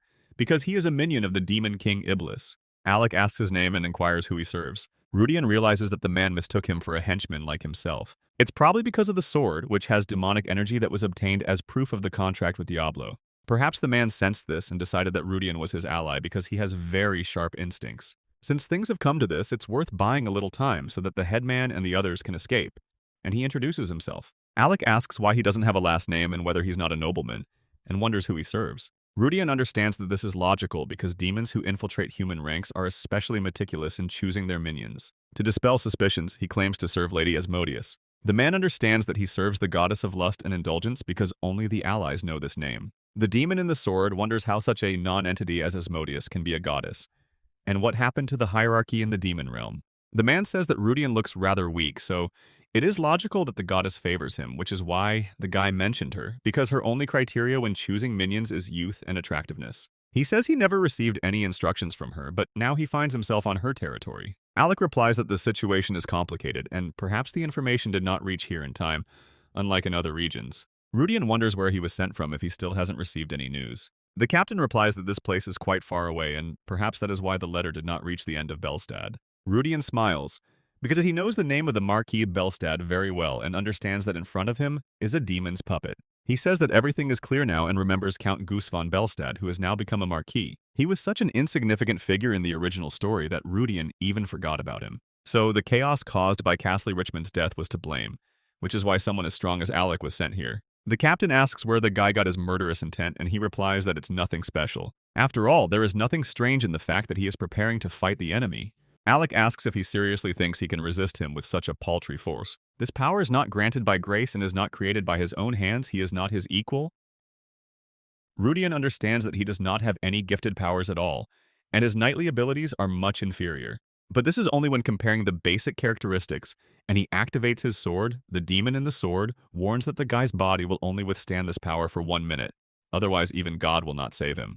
Rudian replies that he knows about this and wants to test how strong this Iblis's minion is. He jumps up and swings his sword at the enemy. Within a second, he cuts through the armor and wounds the man in the chest. The man screams in pain as he receives several more blows. His hand is cut off, it flies off to the side, and he doesn't understand why he can't ignore it. Rudian says that perhaps he feels like his soul is disintegrating, because the demon blade is not just a physical weapon.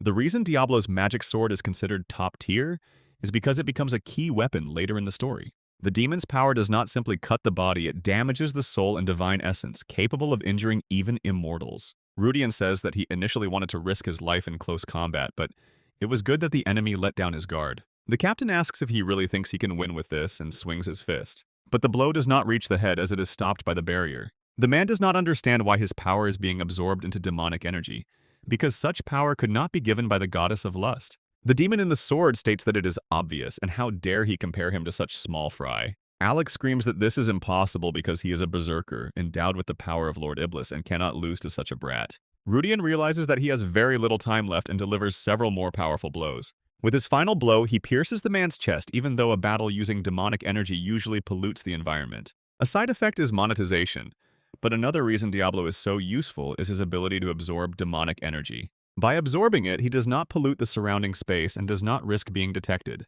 Rudian says that one day he will cut off the heads of every damned demon in the kingdom of Rohan. Alec begins to dissolve and calls the guy a traitor, but Rudian cuts him in half with one blow. Everything that remained of the monster immediately crumbled into black dust. Rudian is shocked to see an entire character being sucked into the sword, realizing it is indeed a demonic weapon. The demon replies that he considers this fortunate because if even the slightest trace of demonic energy remained, it would be a problem. Sword asks the guy why he sent the human girl away separately. Is she really his beloved? Rudian says this is nonsense and suggests that the demons are simply hunting, since the whole situation started with Casley's disappearance. The sword says that if she awakens as a predator in the future, then the demon's interest in her is not surprising, and offers to awaken her and keep her close. He remarks that she has an appearance that appeals to human men, but Rudian tells him to be quiet, recalling the protagonist's suffering in the original story. Rebecca's awakening in the original was the choice of the protagonist Abel, and he would have preferred the girl to live a normal life. Rudian intends to keep in touch with her in the future, because if the plot follows the original and Rebecca becomes Abel's companion, they will be able to meet again. Adi informs his master that someone is approaching, and clarifies that they are not bandits, but they do not look hostile. It turns out to be an ordinary old man and a girl, and Rudian remarks that they are too unusual a couple for travelers. He doesn't know what to do because his stamina is running out, but if they are not enemies, then there is no point in avoiding them. Two people with huge swords appear in front of him, obviously travelers. Rudian doesn't understand how such people can be ordinary because their appearance says otherwise. He notices the expensive fabric on their clothes and realizes that they are most likely nobles, and if he had known this earlier, he would have already run away. The girl takes off her hood and is the first to greet Rudian. The guy doesn't smell blood from them and also says hello. The man notes that he looks like a small guard dog, but as a warrior, he has good instincts. At this point, the man receives a system notification that, with his current capabilities, he is unable to recognize information about the enemy. Rudian understands that he cannot find out anything about these people due to the great difference in power. The two are incredibly strong, and the man, seeing many corpses on the floor, asks if this is his doing. Rudian replies that he was not alone and did all this together with the villagers. The man looks at one of the corpses and notices that it looks like the guy's work, and Rudian confirms that he did it. The man remarks that Rudian looks like he's still a teenager and asks what family he's from, and the girl remarks that her uncle hasn't shown such interest in a long time. The man explains that the reason is that Rudian has skills that prove themselves even in such a backwater where there is no normal academy for awakening mana, and such abilities at his age naturally arouse interest. Rudian is shocked that the man was able to tell he had mana just by looking at him. He realizes that these two are much stronger than he thought, and he cannot understand who they are because they do not look like the local nobles at all. The man asks the guy what his name is and, upon hearing the answer, asks for his last name. Rudian replies that he has no last name, which surprises the strangers. They are amazed because surely he's not a knight, even though he clearly has mana and skill. Rudian explains that he is merely Lord Kalayan's squire despite having awakened his mana and wielding a sword. He says that he was protecting his village and property, and also wanted to test the power he had just received. He asks the strangers who they are because in his years of service as a squire, he had never met anyone like them. The man replies that he is Marquise Keitel von Delphion and the girl is Luciella von Delphion. Rudian is shocked because Keitel is the holy sword of the Empire, recognized as the best swordmaster in Morian. He is the younger brother of Duke Delphion and a former commander of the Imperial Guard. Moreover, he was the predecessor of the Holy Sword Crocs, who joined the protagonist in the original story. Apparently, he is still active and has not retired. Rudian also recognizes Luciella, the protagonist's loyal ally and the commander of the front line against the demons. In the original, she was already married, so she did not become a heroine, but she enjoyed the fanatical love of readers. Now she is still young and unmarried. Her face and confidence are completely consistent with the original description, The presence of the Delphion nobles is most likely related to the evaluation of the sacred sword, and the Marquis asks who taught him fencing. Rudian understands that he needs to remain calm and replies that he learned from a mercenary and trained on his own, participating in nightly exercises. Cadel wonders who this mercenary is and suspects that the guy is hiding his identity. If it were the king of mercenaries, he would recognize him, but the teacher has no remarkable features. Cadel says he would like to meet his mentor, but Rudian cannot say that he studied with an AI. He learned the art of swordsmanship from the Odora civilization, whose data is stored in Adi, and while he has not yet mastered it completely, in a sense he may be the only heir to this ancient art in the current era. Luciella asks her uncle not to pressure the guy because he is starting to feel awkward and apologizes to Rudian. The guy is surprised that the noble girl apologizes because most nobles are real idiots, but says that everything is fine. Luciella says that the village needs to be cleaned up after the massacre and asks her uncle to help her. Then Rudian realizes that she really is a candidate for a heroine. However, he cannot understand why he is being dragged to the main estate, where people are already shouting about a feast and entrusting Derek with guarding the Marquis and the young lady. Rudian still considers himself on vacation and does not want to get involved in new difficult matters because an ordinary squire like him should not be involved in the appraisal of the sacred sword. Luciella says goodbye to him, says that they will see each other again, and thanks him for the work he has done. Now he lies in his bed and wonders if Rebecca is okay because she looked tense and like she had a cold. For some reason, Rebecca refused to go, and in the end he was dragged here alone. But even if he had stayed, he would still have been sent away for recovery, so he was taken almost by force. He could not have guessed that the scent of blood he smelled when he met the nobles came from knights planning an attack. These two single-handedly destroyed over 500 elite soldiers. Rudian needs to become stronger, restore all of Adi's terminals, and take risks to have a chance against the demons. To truly fight them, he needs to reach at least master level. In his current situation, it is better to join the training of the knightly order and strengthen his personal skills. He hears laughter and conversations outside, realizing that the feast is in full swing. Daylight is well preserved, which is good. If you forget about the future, this place could become hell, but until then, they will be able to live relatively peacefully. Adi informs the owner that he has a guest. Kellen enters his room with the knight and asks why he is not at the feast. Rudian doesn't know what to do because he is a commoner, and if he goes, he might be beaten. He says he does not have the status to participate in the noble celebration. Kalayan doesn't understand because he's his squire and should be helping at the feast. The guy would like the Lord to admit that he's still on vacation. But he says that he was recently ill, and the Lord replies that he already understood this. Derek turns to him and says that he heard about his contribution to recent events. Rudian is amazed that the rumors reached the Count so quickly, as it usually took days. This means that either Keidel or Luciella directly informed the Count about his actions. Derek says the Count is very pleased with his work. The Delphian Duke's family is doing well, but they have one additional request. Kalayan reports that he is being asked to go to the Imperial Academy for training for a period of 7 years. Rudian guessed that even though Kalayan had earned the credit for restoring daylight, from the Duke's family's perspective, if this troublemaker caused trouble again, it would damage their reputation. They may want the Lord to spend 7 years diligently at the Academy to bury his past dishonor, but the ducal family dreams of the impossible. Derek interrupts his thoughts and informs him that Rudian is also included in this trip. This really surprises the guy, and he can't believe that he's going there too. At this time, Marquis Keidel held the sacred sword Daylight in his hands and said that it was truly real, and the unique feeling of the holy sword that he experienced as a child remained to this day. The Count sat at the table, and everyone was delighted. Everything was as expected.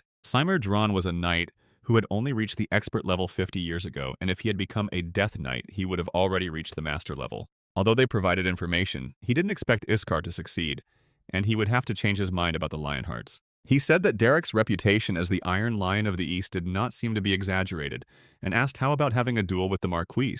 The man bowed and said that it would be a great honor for him. The Marquis provided documents confirming the condition of the sacred sword and decided that this would conclude the main matter. He wanted to ask the Count a trivial favor. The man was shocked. If he was talking about this here, where all the vassals were gathered, then this was not a trifling request, but a serious one. Keidel said that among the young lord's squires he had heard of a child named Rudian, and he asked if the Count could give this man to the Marquis. Rickard asked if he could find out the reason why the man wanted this child, and he replied that he was simply interested in this boy's talent. He found out about him, and all he heard was that he was a commoner who had not even received a knight's oath and wanted to send him to a fund that was managed directly by the ducal family. The Count understood that it was difficult to get into this fund even with significant talent, and this child had a talent worthy of the Marquis's interest, although, according to rumors, he did not even have an aptitude for mana. Rickard replied that his son might be a little disappointed, but if the Marquis wished it, then that was quite natural. Suddenly, he noticed how happy his niece Luciella was at this news. He said that, however, this child was one of those whom he had marked as a talent to help his son, who would become the future lord. He suggested that Rudian should be sent to the academy first, and until he graduated, both families would take care of him, and then, when he became a real knight, it would be good to let him choose who he belonged to. The Count didn't understand why the Marquis was so eager to get his hands on this child, but if he really valued him, he could take him later. Keitel said that sounded good. And Rickard added that he should take the opportunity to enroll his son in the academy, since it had come to that, and also resolve the issue of Kalane's admission. Derek announced to the boy that he was officially becoming a student at the academy and would be enrolled along with the young master. Rudian knew this was good news, but he was worried why no one had asked his opinion. After a while, he was already going out into the street with his briefcase packed, and Marcus Keitel noted that they had met again. The guy remembered how the man said that they would see each other again, and he realized that everything had been planned from the very beginning. Keitel gave him a week to settle all the affairs, and then he would go with them to the capital, and the girl said that accepting her uncle's offer was a good choice. Rudian said he was glad he would be able to end his squire duties without leaving his family, though he was sad he wouldn't be able to see Kalane's next victim. After that, he said that they would see each other in a week, and left. He went into a tavern near the village of Baran, where he was immediately greeted and offered a drink. The headman said that, who would have thought that a future knight would come from their village? Rudian replied that he was just a beginner and not yet a knight, and Marco said that he was going to enter the capital's academy. Everything was practically already decided. Knighthood was almost guaranteed for him, because the former military man knew well. The main question was under which noble banner he would serve. Rudian suddenly asked about Rebecca, and the headman said that she was still resting. The injury received as a result of the incident turned out to be quite serious. After some time, the guy came into Rebecca's room and asked if she was okay. The girl replied that she was much better than before and said that she had heard about his intention to go to the capital. She asked him if he really had to leave, the first time she had asked him so directly. She asked him to stay because, in her opinion, it would be great to live together in happiness and peace. Rebecca knew it was selfish of her, but she just decided to ask just in case. Rudian began to feel sad. In fact, the original plot is just an original story, and he avoided the girl only because she seemed to him an intrusive heroine. It was an excuse.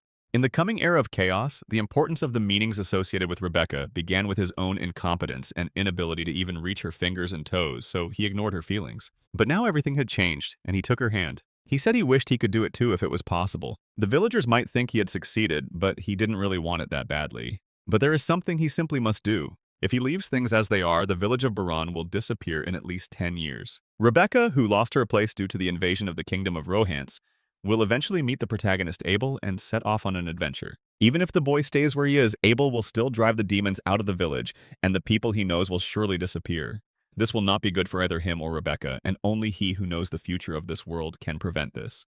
It will certainly be hard and difficult work, but it is something that only Rudian can do, and to do it, he must go this way. But he doesn't expect Rebecca to understand the meaning of these words. The girl asked if she would be of any use to him if she awakened her blood. She said that he knows everything about her. Rudian didn't understand how Rebecca knew this, since in the original work she wasn't supposed to know until she met the main character, and he said that that power would make her unhappy. The demon eater power that Rebecca had is simply energy that absorbs demonic power that is deadly to humans. The stronger she becomes, the more her mind suffers. Rebecca, even if the fate of the main character Abel turns out differently, he wants her to live here happily. He just hopes that the girl will continue to exist as a bright, energetic person. If only he could replace Abel, but unfortunately that was not possible, and Rebecca said she would stay in the village. It was a good idea, and instead she asked the guy to make her one promise. She asked that when everything was over, he should not go to other places and return to her. After some time, Rudian was sitting in another place with a sword in his hands, and he asked if it was him. Sword didn't understand what he meant. The guy explained that Rebecca's condition was caused by him. It is possible that the sword only reacts after encountering demonic energy, at least from high-ranking demons or higher. Using demonic energy against others without his consent was a breach of contract, and the sword said that he didn't expect a person of this era to even know that. But he did the right thing by following Rudian. He added that if awakening that human woman was really his doing, then it would be okay if he took damage too. But now he is completely fine and admits that it is because of the enormous power he possesses, although this is only an indirect cause. Suddenly, Rudian felt pain and grabbed his chest, and the sword said that it seemed like the guy understood everything. Now he realizes that all of this is because of him, and the proof of the contract with the demon is the amount of demonic energy in the heart. No matter how tiny it was enough to influence the blood of the sleeping demon eater. Next time, he would be grateful if the sword warned him beforehand if possible, and the weapon replied that it would take this into account, although he doubted the outcome would have changed, even if he had warned it. A week later, Rudian and Kalena were walking along a sunny street with other people, now in the capital of the Mauryan Empire, Nevin. There are ordinary people walking along the street, as well as elves, goblins, and beastmen. Rudian thinks, it seems to him, that he has entered a fantasy world, and this world is about 1.5 times larger than the main castle of Iskar. Callan asks the boy if he found anything tasty, and also does not understand why his father and even Derek care so much about Rudian. The guy thinks that the Lord probably can't even imagine that he awakened mana. Kalayan says that as soon as he graduated from the academy, his father immediately ordered him to be accepted into their family, and this seems strange. Rudian was curious about why this strange joint sponsorship happened, and it turns out that this was the reason, and the Count probably told Kalayan not to talk about it in front of the guy. The Lord says he believes in the friendship that has developed between them, and even though his father told him to keep it a secret, they are not the kind of people to hide secrets from each other.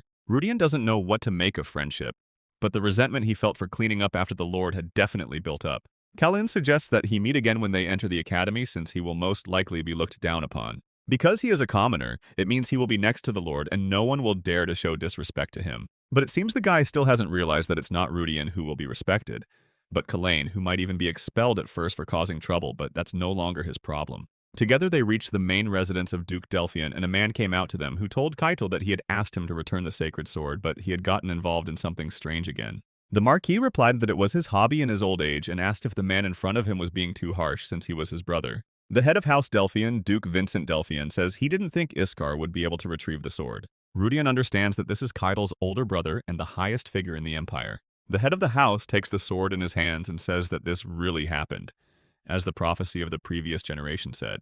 He then invites Rudian to come into the house, as he hasn't seen his brother lusting after someone like that in a long time and would like to chat with the guy. This surprises Rudian, and he doesn't understand what the hell is going on. Now they are sitting in the main hall at the table, drinking tea, and Vincent says that first of all he wants to thank him for his efforts and the long journey. Rudian understands that this is clearly not a simple meeting, because if they brought him into the house it means they have some kind of goal. Vincent asks his brother if he is upset about how much he gave to those people from Iskar, because in life you always have to sacrifice something.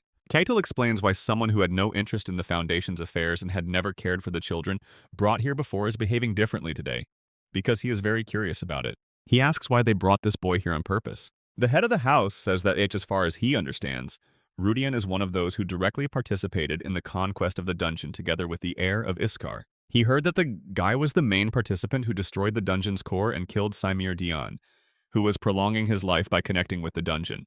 Rudian replies that everything is correct and does not understand how the Duke of the Capital knows such detailed information about what happened in the dungeon. Vincent asks if Simir said anything when he confronted the guy. Any information will do for him, and the guy must tell everything he heard from Simir. Keitel couldn't understand what his brother was talking about, but Rudian realized that Simir wasn't just a thief, and in any case there was no need to hide it. He began to quote his words, not even suspecting that the ground beneath their feet was rotting. If he had to add one more thing before he was destroyed, he uttered, "My lord," as his last words. The leader was very surprised by this and said that another name for the day sword is the Sword of Prophecy. The previous generation tried to make amends for past actions, but in the end, the inevitable happened. Keitel asked what that meant, and the man replied that it meant nothing and thanked the boy for answering his unusual request. Rudian looked at him in surprise but remained silent. After some time, they found themselves at the Imperial Maha Academy and were greeted by the director, who told Keitel that it was rare for him to personally bring a supported student. This is their first meeting since the Crown Prince's last birthday celebration at a court banquet. The director of the academy is Marquis Rosus Bevalent, a war hero who earned military merit in battles with northern enemies 30 years ago and guardian of the Northern Front. Rudian is happy when he sees him because he is a very popular hero.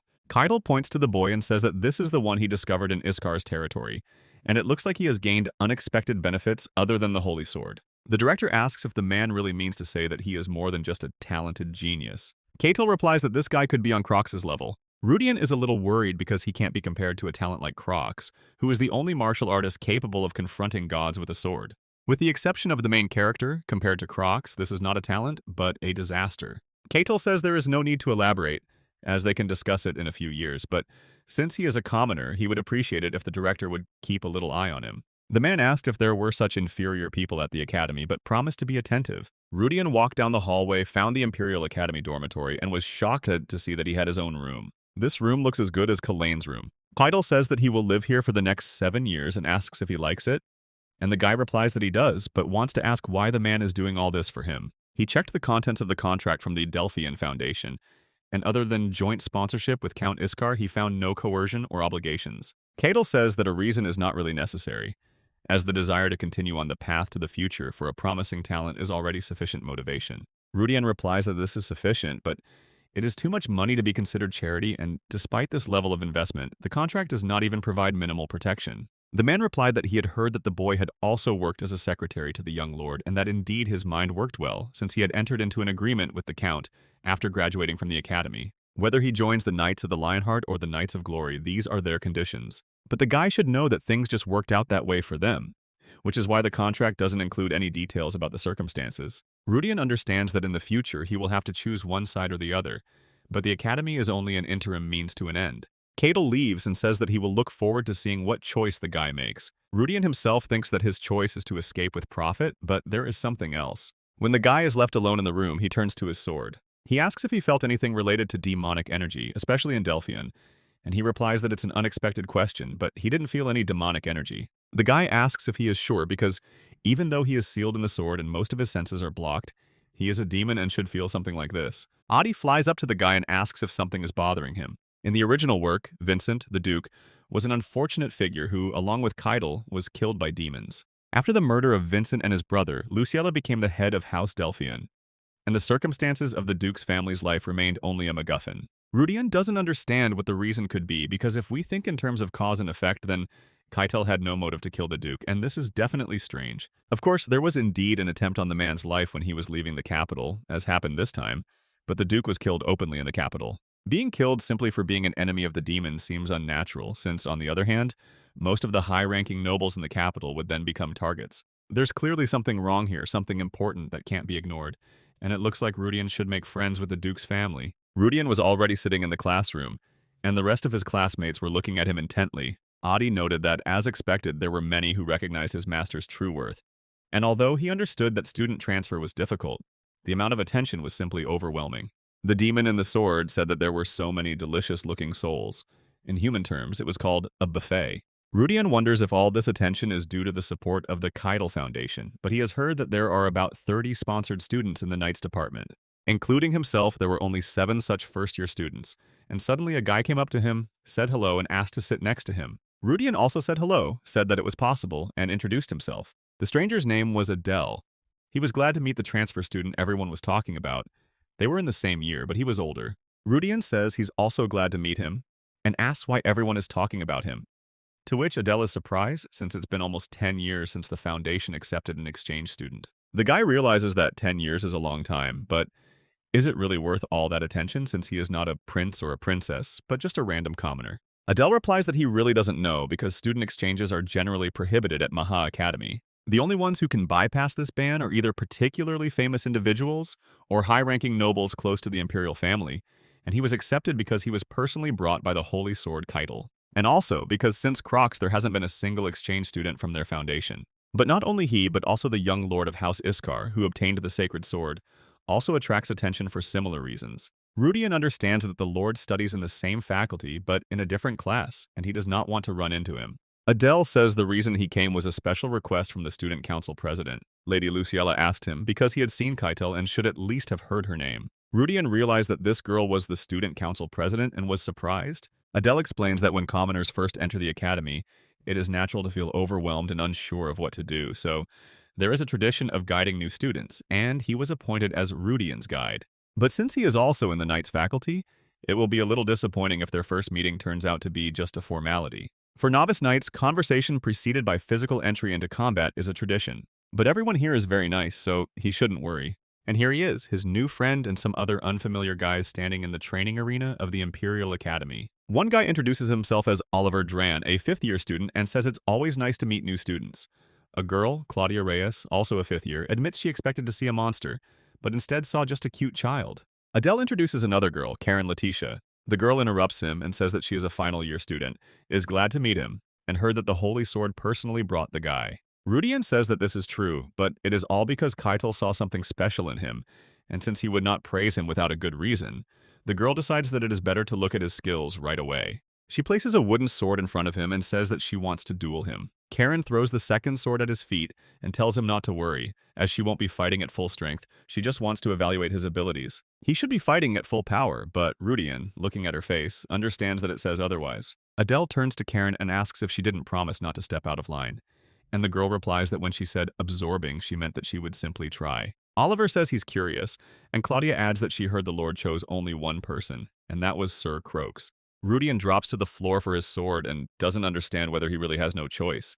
Maybe it's easier to kill them all and seize power. Karen notices that he has an unusual stance and asks if she can find out the name of his style. Rudian gets into a fighting stance and says that this is Adora's style, a martial art based on the sword. Karen says it's interesting, but she's never heard of him and orders him to attack. The guy prepares for a battle and rushes towards her. Their wooden swords intersect with a loud sound. Rudian attacks the girl and only touches her hair, and she hits him on the shoulder in response. They both run around the arena and fight skillfully, sometimes hitting each other. Oliver says his skills are a bit disappointing, while Claudia thinks he has no control over his lower body and his movements are too light. Moreover, its shape seems disordered. Adi is outraged at how they dare insult the style of the sacred sword that can kill Bokov because they can't even imagine how many creators suffered over this. Adele shouts at her friend not to hold back even though the guy is already giving it his all. The opponents stand silently, looking at each other and trying to catch their breath. And Karen realizes that she would not have believed it if she had not seen it herself. From the outside, it looks like a wild swing without a stand, but each movement is free and organically connected to the other. He creates a chain of counter moves that block any form of counterattack because this style is created solely for killing. It's impressive, but the lack of craftsmanship is too noticeable. She doesn't think this is enough to attract the Lord's attention, but she realizes there is something else she doesn't know about. This depresses her and she decides to end it. Karen fixes the mana in her hands, runs towards him and swings. A small explosion occurs and everyone watching the fight is surprised. Karen can't understand how he was able to block her mana-enhanced attack if he himself is unable to control it. With the last of his strength, Rudian holds his ground and asks if she considers this cheating. The boy realizes that Karen channeled mana into her wooden sword, wanting to humiliate him in front of everyone. The girl is surprised that the newly accepted student uses mana and is also a commoner.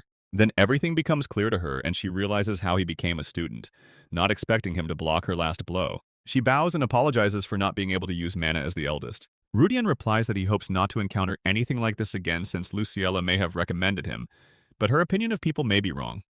Karen says that as an apology, she will fulfill one of his requests and hopes that this will help smooth things over, since it was not worth using mana on a first-year student. Everyone present was shocked by Karen's apology and by how the guy was able to block a blow charged with mana. Suddenly, a man appears at the door and asks what all the fuss is about.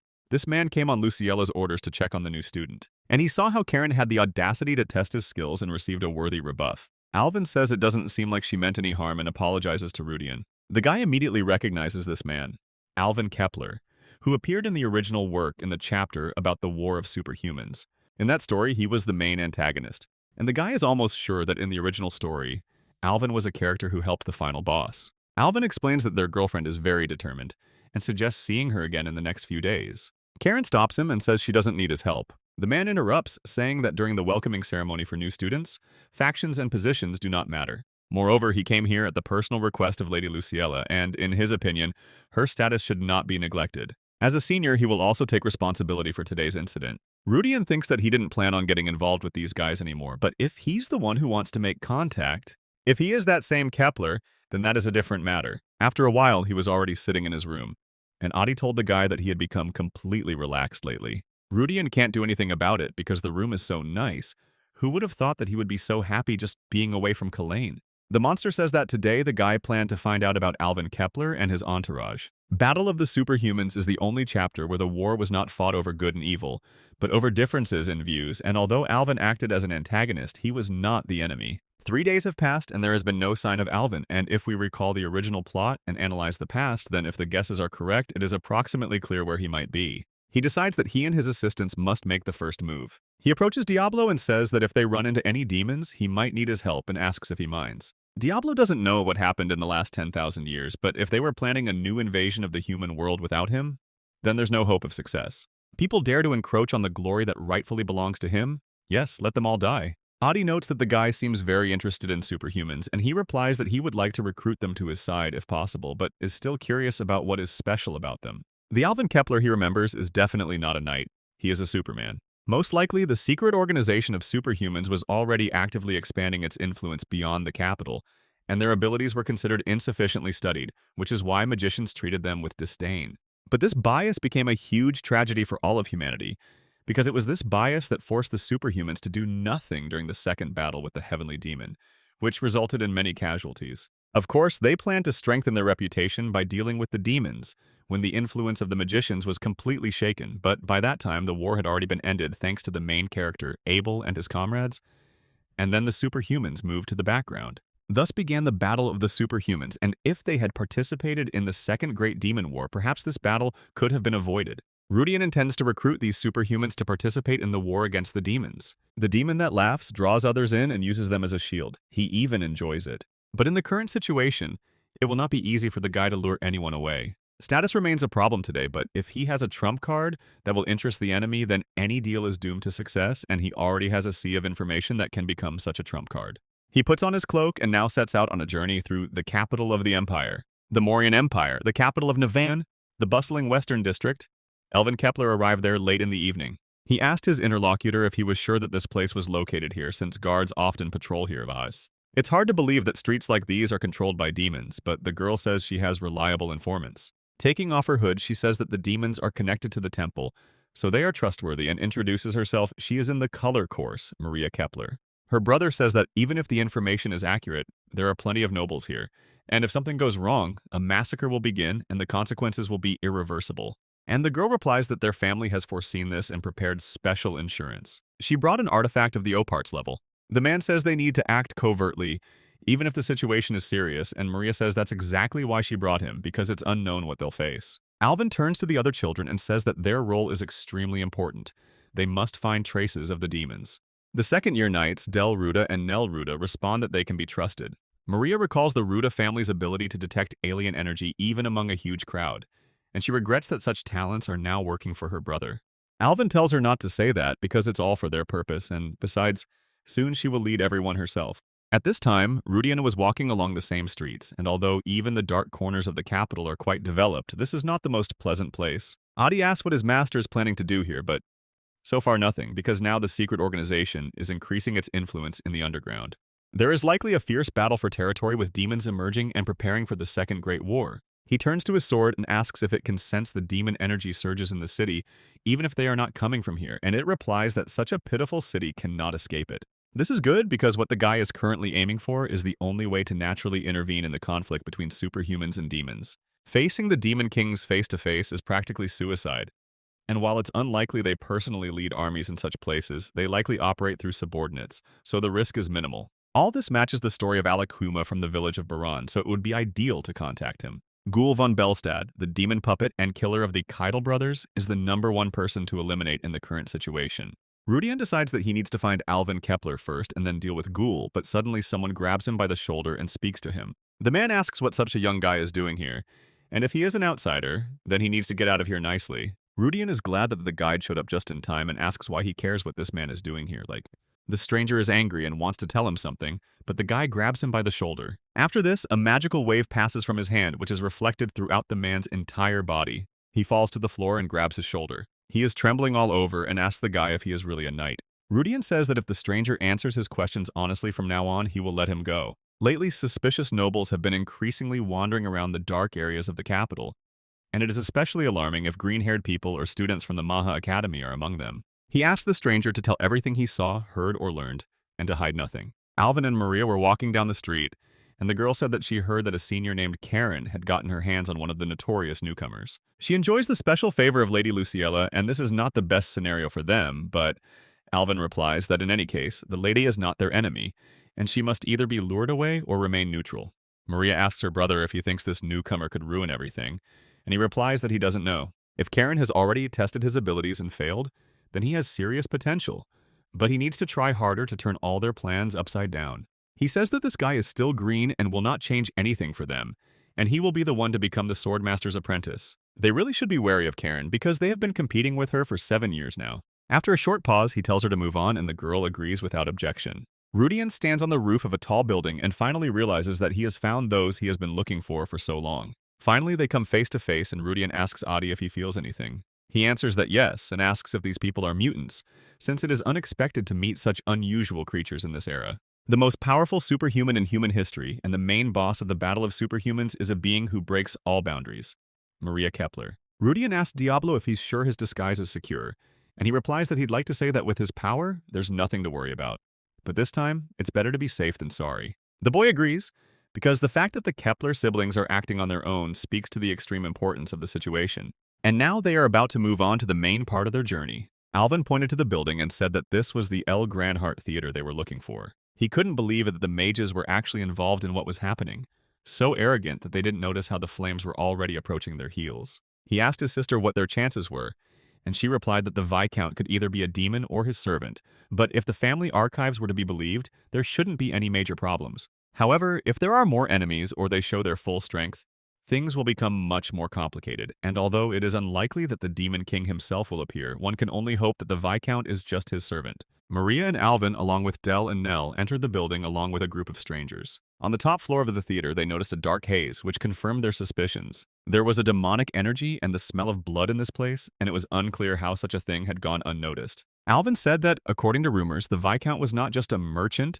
but a powerful magician who was once destined for a place in the Magic Tower, and most likely he covered his tracks with the help of magic. It turned out that this place is a real magician's laboratory. They entered the room where a man stood and asked what brought such respected students of the Imperial Academy to this place. Alvin told him to stop pretending, asking if he really thought they wouldn't figure out who was behind all these creatures that were constantly bothering them. Viscount Good Belstad merely smiled slyly, blowing out cigarette smoke. He stated that the Sayoris Trade Alliance had long since realized who was behind all this, since the bandits who had been carrying out random raids on his business had suddenly disappeared. Alvin retorted that it was the Viscount who hired the real bandits, and it was not for him to throw around accusations. The Viscount learned that before him were the Kepler and Rudd families, trading dynasties without significant holdings who dared to encroach on his alliance, and now their families must prepare for retribution. Alvin was outraged that he dared to mention their families, being a servant of demons himself. Belstad was surprised that they came already knowing everything they needed to know about him. Alvin took out a sword hidden by magic and declared that he would kill the man and destroy all the demons hiding in the Empire. The man also activated the demonic power and realized that their goal was to thwart the demons' plans. Alvin realized that their determination exceeded his expectations, and he realized that the man did not know what they were counting on, although it was only the 4 of them, which was even for the better. Alvin was surprised by the words about 5 and turned around. I saw Rudian, who wished everyone a good day, deciding that this was an opportune moment to intervene. The tension increased as the 2 ignored him for 3 days. In the main story, the Viscount was a character who loyally served the Northern Demons before the Second Heavenly Demon War. At the decisive moment, he performed a heroic deed, killing Cattell, Duke Vincent, and wrote his name into history. Rudian didn't expect to have to fight the Viscount so soon because, according to the plot, they were supposed to meet much later. The Viscount was 53 years old, the head of a trading alliance, and had temporary immortality thanks to a contract with a spirit. The guy found it strange that for a high servant, his characteristics were inferior even to those of Alec, with whom they fought in the village of Barony. Alvin interrupted Rudian's thoughts and asked if he had really been following them and who he was anyway. The guy replied that he was an ally and one of his goals coincided with theirs. Pointing to the Viscount, he said that he needed to destroy the demon minions. Alvin was amazed that the boy knew about the Viscount's connections with demons because this information was strictly classified.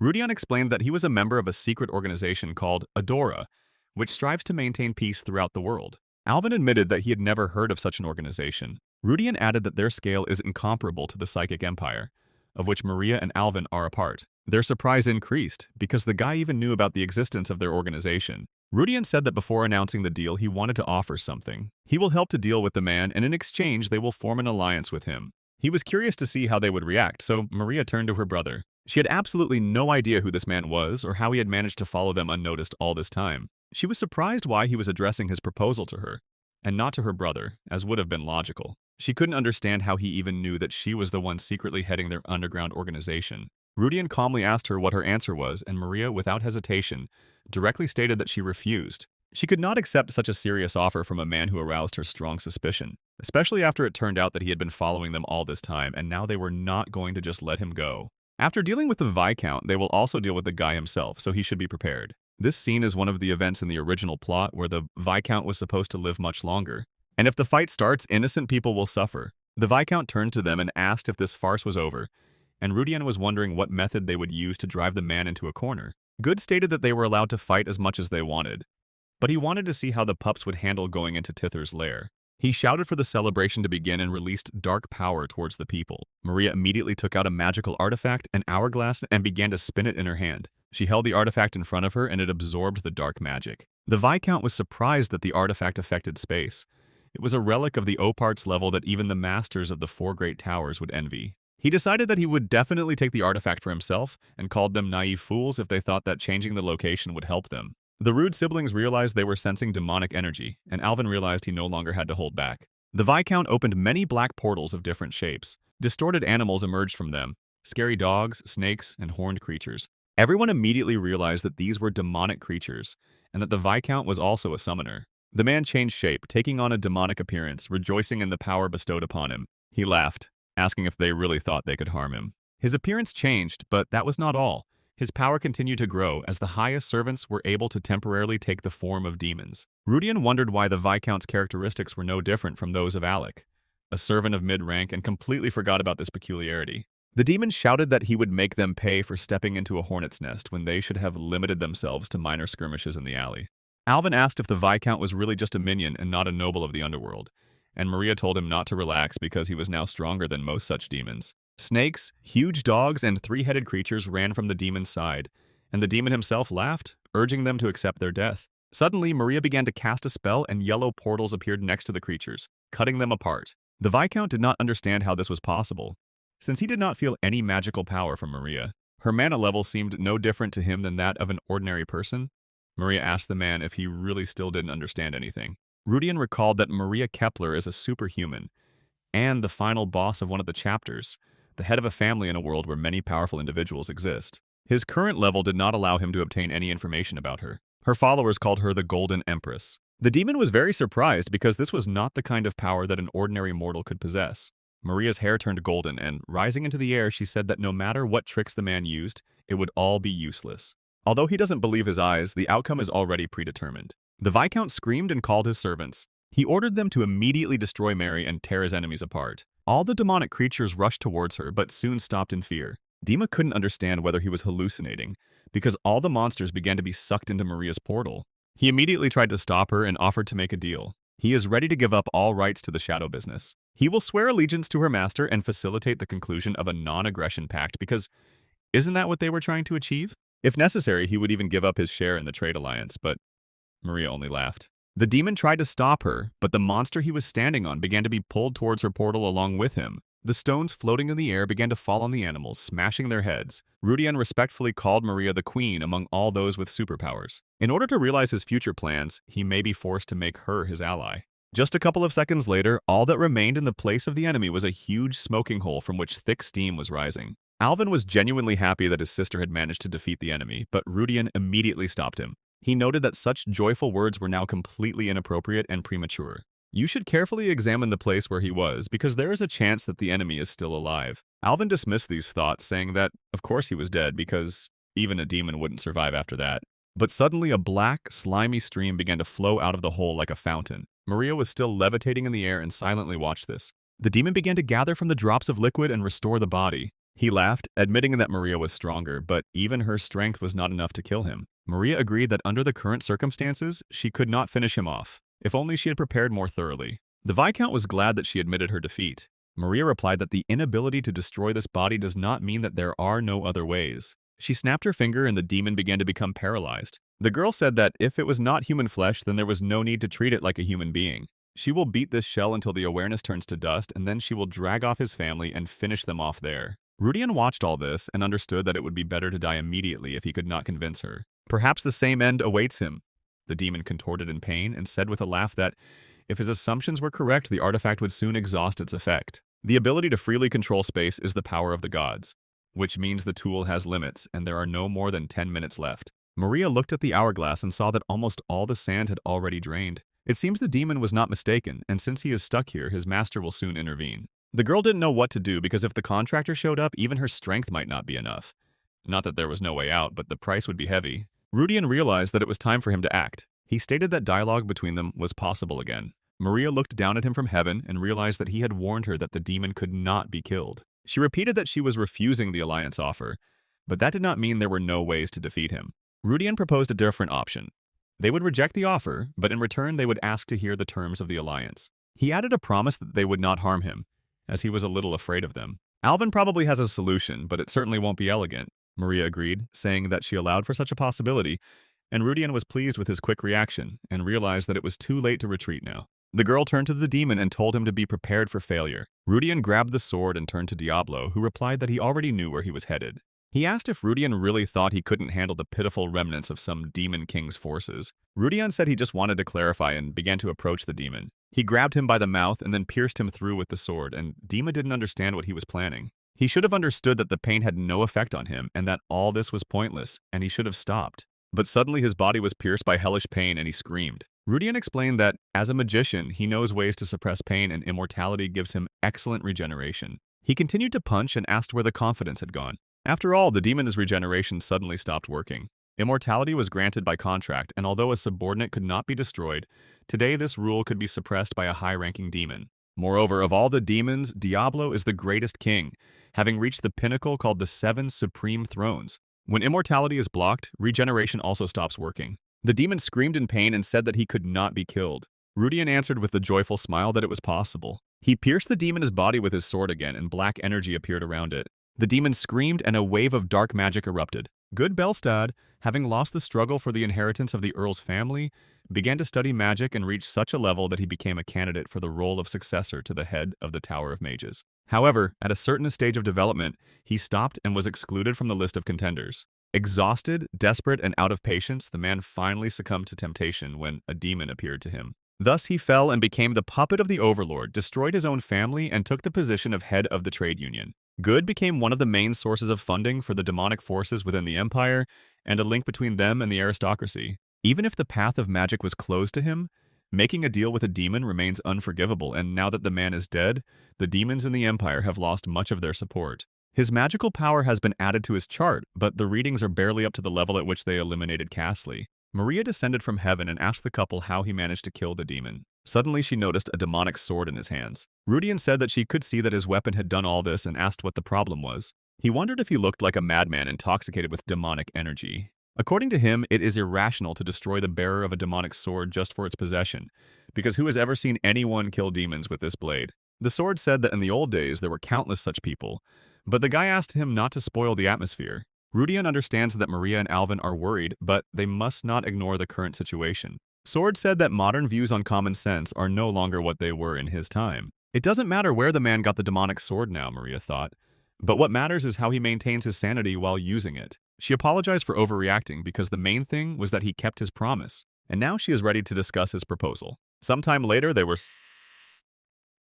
sitting in the Imperial Academy dormitory in Maria's room. Maria decides to introduce herself formally. She is Maria Lou Kepler, the future head of the Psychic Empire. The guy also introduces himself. He is Rudian, an official member of the secret organization Adora, created to maintain world order. Maria ponders. World order sounds too pompous to be true, although yesterday's events really impressed her. However, she still has doubts about him because in their archival records there is no mention of an organization called Adora. Rudian explained that there were few of them, so no one had heard of them, and that he himself was actually a one-man band. Maria decides to get straight to the point and asks what specific benefit they will receive from this union. Rudian believes that there are many advantages, but it is enough to mention one to convince even Maria. He says that there are many secret societies on the continent, but they turn specifically to the psionic order. Because they meet the conditions, Adora has 3 criteria for entering into an alliance. First, they are not bearers of evil. Second, the organization must have sufficient numbers and influence. And thirdly, and lastly, they pursue goals that are most beneficial for all parties. Maria replies that the first 2 points are clear to her, but the third raises questions.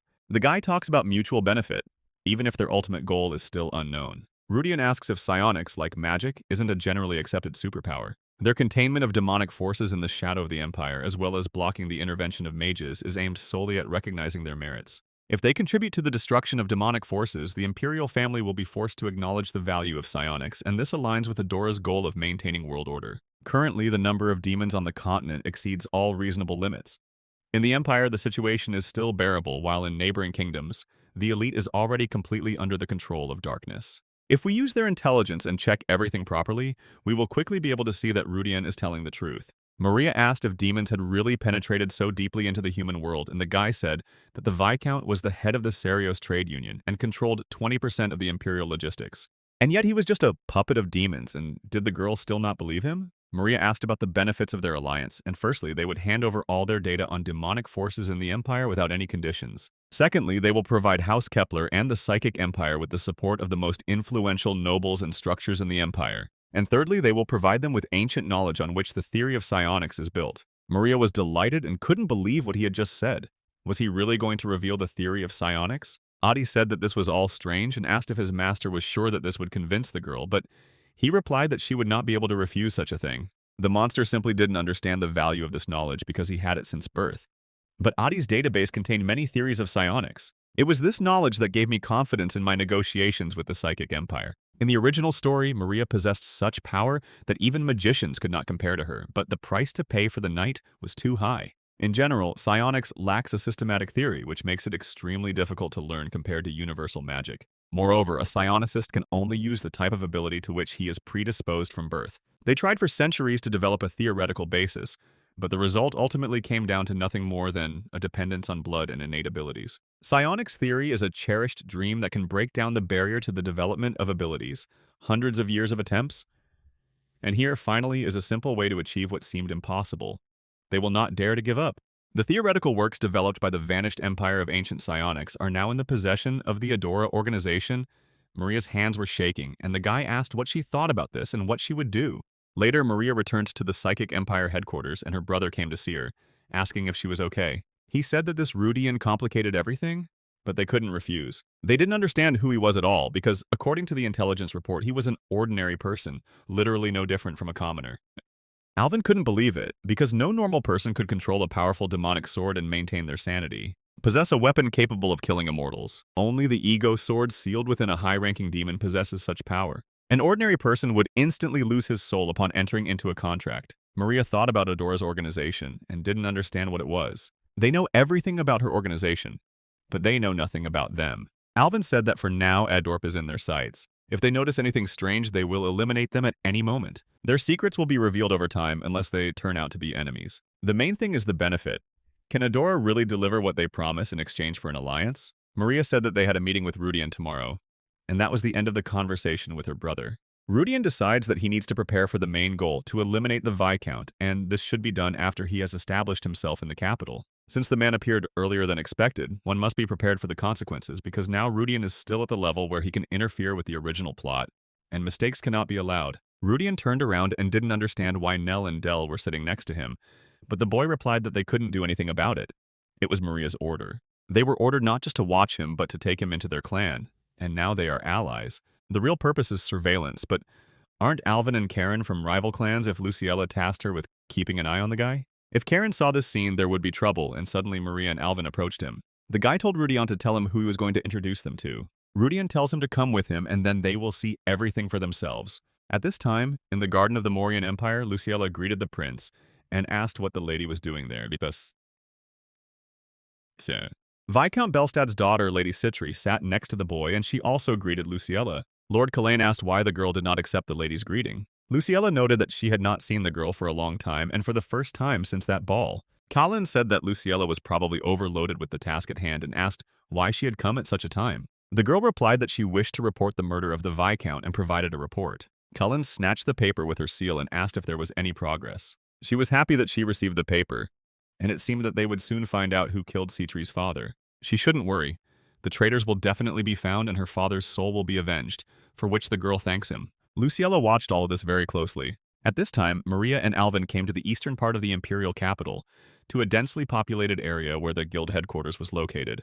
Alvin admitted that he thought they were heading to the villa from Kara. Was this aristocrat really so influential that he needed the help of the Information Guild? But it turned out not to be that difficult. Rudian said that, given how the meeting might go, it would be best not to mention the real names of their organization, much less the word empire, in front of the high nobility for now. Maria agreed that this was too much and admitted that it was a good idea. The guy approached the man and asked to arrange a meeting with the master of the Russian Information Guild. The man asked if he had had a prior agreement, and the guy replied that he should just say his name, Rudian, and the master would understand everything. After a while, the man returned, began to bow, asked forgiveness for not recognizing such honored guests, and said that the master wanted to see them. Maria and Alvin were shocked because the master's identity was unknown to the general public. They entered the top floor of the Information Guild headquarters, into the master's office. Alvin and Maria entered the room and were surprised. Luciella sat at the table among a multitude of papers. She greeted them and said that she was the master of the Information Guild, Luciella von Delphion. A little earlier, Rudian had visited the girl in the student council office, and she had greeted him happily. She was glad that this guy was doing well and asked if the dorm was causing any inconvenience, to which someone replied that everything was fine. He would live there all 365 days a year, to be honest, but maybe he was worried. What if they kicked him out one day, but could there be any inconvenience in such a place? Rudian noticed that the girl seemed to have more work, and she replied that an incident had recently occurred. The guy noted that the guild was probably currently overwhelmed with work, and the master had a huge workload on his shoulders.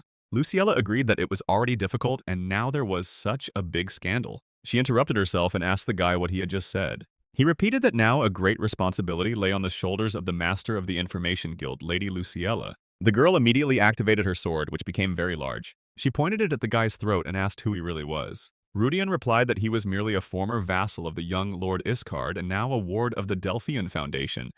And who would have thought that something as dangerous as this weapon was hidden in the capital? Then the girl asked another question. How did he know that she was the master of the Information Guild? Rudian said it was a rather controversial organization. You never knew when or where Imperial information would leak, but at the same time, the guild that traded in information operated under its own name. If business is done properly, it can generate enormous profits, but the imperial family should not be directly involved in such matters. And it is even more impossible for a simple aristocrat to control such a resource as the empire's information.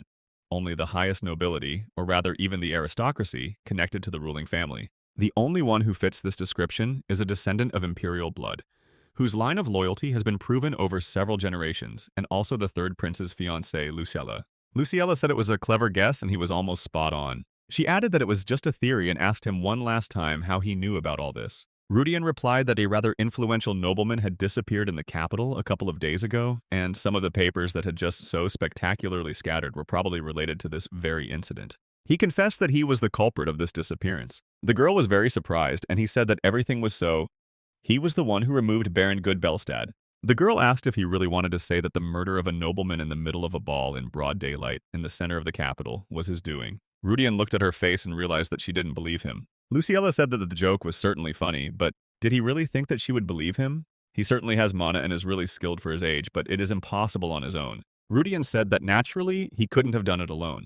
Not a single student from the academy could have defeated a dark mage who had become a servant of demons. Seeing the girl's reaction, he realized that she still guessed that the Viscount was connected with demons. He asked if she wasn't curious how he knew who she really was, or how he figured out the existence of demons. Tomorrow he will explain everything to her personally in the guild, along with those who act in concert with him. Maria and Alvin were now standing in the room, the latter asking if the lady was really the master of the Information Guild, so that was who had been hiding under the guise of the guildmaster all this time. They didn't believe it was her, and the girl got up from the table and said that, frankly, she was just as shocked as they were. So they really did eliminate Baron Belstadt with their own hands. Rudian hugged Alvin and said that they had been hunting from the very beginning, and only recently had they managed to track down the demons that had infiltrated the Empire. The Viscount was a man who had been acting in the interests of the demons for many years, being their puppet, and they eliminated him after obtaining documents to prove it. Among this data, they found the name Luciella. The Viscount intended to expand the demon's influence all the way to the Imperial Palace, choosing the third prince as his means of influence. The plan was to use the prince, remove the girl from her position as the guild leader, and take control of the organization himself. He tried to do this by causing a quarrel between her and the prince by bringing his adopted child closer to his highness. Before the events of the main story began, Luciella was already the third prince's fiancée, and she was currently awaiting her engagement. However, in the original story, the girl was drawn into Good's intrigue, resulting in the prince breaking off their engagement and her losing her position as guild leader. Rudian explained that this was all intended to convey the truth to her, and a visit to the Information Guild headquarters with material evidence would undoubtedly be more convincing. Luciella replied that at first glance everything sounded logical, but there were two things that made her doubtful. First, how did he manage to detect traces of demons when even the Imperial Court and the Information Guild barely caught them? And how did they deal with the henchmen who had the evidence? Rudian said that both questions could be closed with one answer. That was the end of his part, and now the floor passed to his comrades. Maria introduced herself, saying that she was the head of the Psycho-Luminous Union, and expressed her joy at officially meeting them. Luciella was shocked that such a mysterious alliance existed in the Empire, and they knew nothing about it. Maria explained that it was not surprising. After all, there is not a single official mention of them in history. She added that this is simply an association of those who share one gift, psionics. The girl decided to demonstrate her power by lifting a chair into the air and declared that this was her magic. Then she snapped her fingers and the chair shattered into tiny wooden splinters. Luciella admitted that it was surprising, because she knew about the existence of such a power, but thought that it was a long-lost art. Maria replied that psionics were never inferior to magic, but only confirmed its reality. Luciella picked up the dark wooden ball and admitted that she didn't expect to see with her own eyes what should have remained in fairy tales, because perhaps they eliminated the Viscount with the help of these powers. If such psionics have united into an alliance, then it becomes clear why there is so little information about their existence. But they did not come simply to report this, they had to reveal their true purpose. Rudian replied that he understood everything and admitted that much did indeed seem suspicious. The three of them bowed and declared that they wanted Luciella to be their patroness. Luciella said that psionics should be recognized as equal to magic as a full-fledged branch of supernatural abilities, and Rudian added that their goal is to take a worthy place in the structure of the Empire and act within its order. They want to combine the fighting potential of psionics with the support of the Lady. In this way, they will be able to effectively counter the demonic forces in the Empire, and at the same time attract Cattell. Luciella looked out the window and thought that they certainly had nothing to lose, considering that the rumors about demons in the Empire were being confirmed. And as if on cue, these very people arrived, strong allies capable of dealing with the threat. She stated that she could not resolve this issue alone, as it was too tempting an offer, which had come at too opportune a time, and therefore it was necessary to consult with the main house. Rudian replied that in that case they would wait for her decision. When they went outside, Maria decided to ask the guy a counter-question. She asked how he knew that the lady was the head of the Information Guild and whether there was anyone from the Imperial family in Adora. Rudian replied that he would prefer not to reveal all his cards, even to his allies. And he thought to himself that even if he wanted to, he had nothing to say, because sometimes you have to embellish things to avoid any doubts. In fact, they do not lack strength, but they lack the most important thing, political status.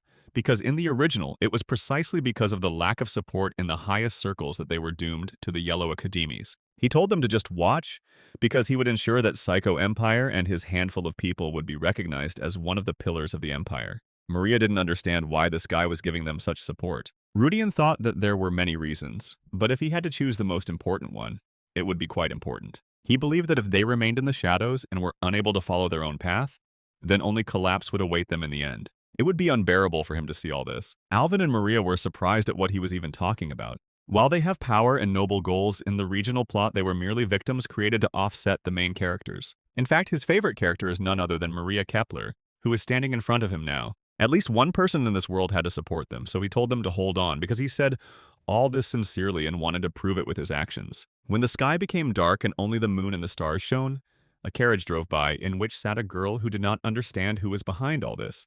She bit her nail and asked Seer if there was anyone she suspected. The demon apologized, saying that he hadn't been able to find the trail yet, but the girl noted that he knew how much time and effort they had spent to make the Viscount a high-ranking vassal. The demon replied that an official warning had recently been received from Rohan, and perhaps this was somehow related. The girl laughed. Could he really be talking about that Lich, the former court magician? And maybe he died. Castle Richmond was a key figure in the Rohan military, and reports came in that traces of his magical energy had been discovered in the Empire's border territory. She said he was foolish to hide his heart in those lands, to come up with a useless trick, and to end up dying so absurdly. They even brought in magicians, but found no traces. Apparently, spatial magic or an artifact was used, and she, as the ruler, would not tolerate unknown forces in her domain. She ordered the demon to find at least some traces of the enemy and report it to her immediately, and the monster disappeared, promising to carry out the order. Citri was furious because they had almost reached their goal, and whoever was behind this, she definitely wouldn't let them die easily. The next day, when the sun was shining hot, Rudian was in the Academy's training hall. He swung the sword and thought that he had at least 5 years before the start of the original story to reach the level of a swordmaster. Some school children were passing by, and one of them advised him not to overexert himself and go to a ball or something similar, because all the students would be happy to see him. Rudian admitted that, to his surprise, these people turned out to be not as bad as he thought, because he was prepared for contempt, but everyone turned out to be friendly. He thought that the nobles would be the same as Kalain, or it was Luciella's influence behind the scenes. Suddenly, Alvin approached the guy and noticed that he was training hard. Rudian wondered what he was doing there and wondered if Maria wanted to convey something. Alvin said he heard about the guy using mana during his fight with Karen. Although considering he wields a demonic sword, it's not surprising. Rudian noticed that it looked like there was a spy next to the girl. Alvin replied that no, because it was Karen herself who told him about it. He bought her one parfait, and she spilled the beans because they actually have a pretty good relationship. They had known each other since childhood and, as children, even made a vow to marry each other. But over time they grew apart when he began to lay claim to her place. Alvin couldn't let Maria bear this burden alone, so he took this path and became the swordmaster's apprentice. If they can secure the support of the ducal house of Delphion, then there will be no need for the title of master's disciple, and for this he is sincerely grateful. Alvin noted that Rudian had too many oddities.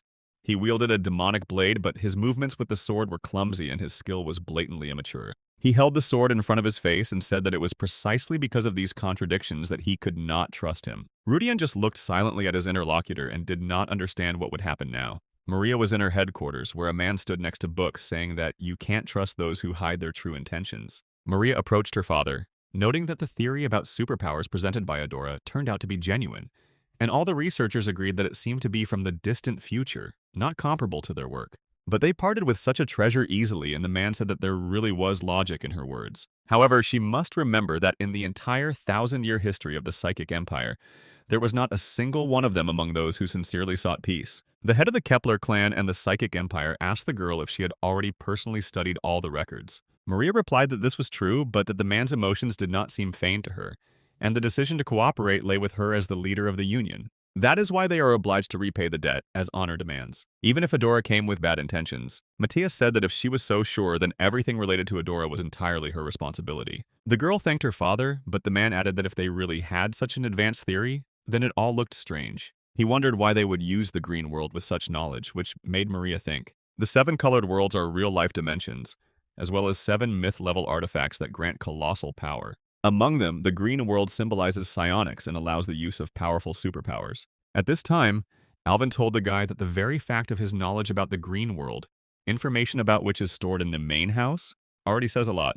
Rudian didn't understand what the problem was, and the guy said that it was serious because even among them, less than 10 people knew about him. Rudian understood everything because when he suggested using the green world, Maria was also shocked. He put his hand forward and began casting green magic, wondering if it was really that big of a problem. He had no intention of painting it, since Rosemary had already accepted the offer, meaning he had paid a rather high price while small stones began to fly out of it. They already knew that the psionic abilities obtained through the green world were only at the initial level. Alvin replied that even though they knew what he was doing was wrong, he still continued. The boy collected all the magic books from the Baron's office, and no one objected because they didn't need them. But when he saw Rudian luring away the green world's psionics, he sensed that he was gathering other abilities as well. Moreover, he is too well informed about the affairs of their family and union. He believes that allowing Rudian to draw them into his plans will sooner or later lead to disaster. Rudian understands that Alvin is willing to do anything for the sake of the alliance.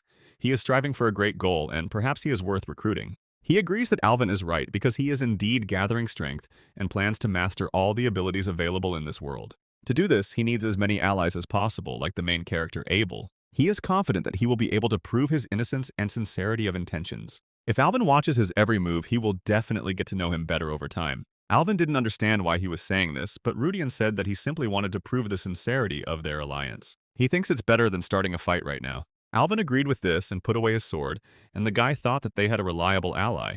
Alvin stated that he would keep a close eye on Rudian, and if he made the slightest mistake, it would all be over for him. But, however, the guy himself is not going to sit idle. After some time, when Rudian entered his room, he was in complete shock. Alvin sat on his bed and said that he had also decided to move into the dorm. Rudian asked if the academy didn't provide separate rooms, but the guy replied that there were no free ones left and the room was spacious, and he didn't see any problem with sharing it. He admitted that his skills were still primitive, but although he didn't know how Rudian had attained mana, he could speed up his training. Alvin didn't understand what kind of strange look Rudian had because, by the way, he was called the greatest genius of the academy. Due to the absurd power of the seas, he forgot that Alvin was the mid-boss of an entire chapter. Thanks to the special status of Alvin's psi abilities, his combat rating is off the charts, although his basic parameters are at the level of an ordinary knight. With such parameters, he really surpasses Alec, whom they fought last time.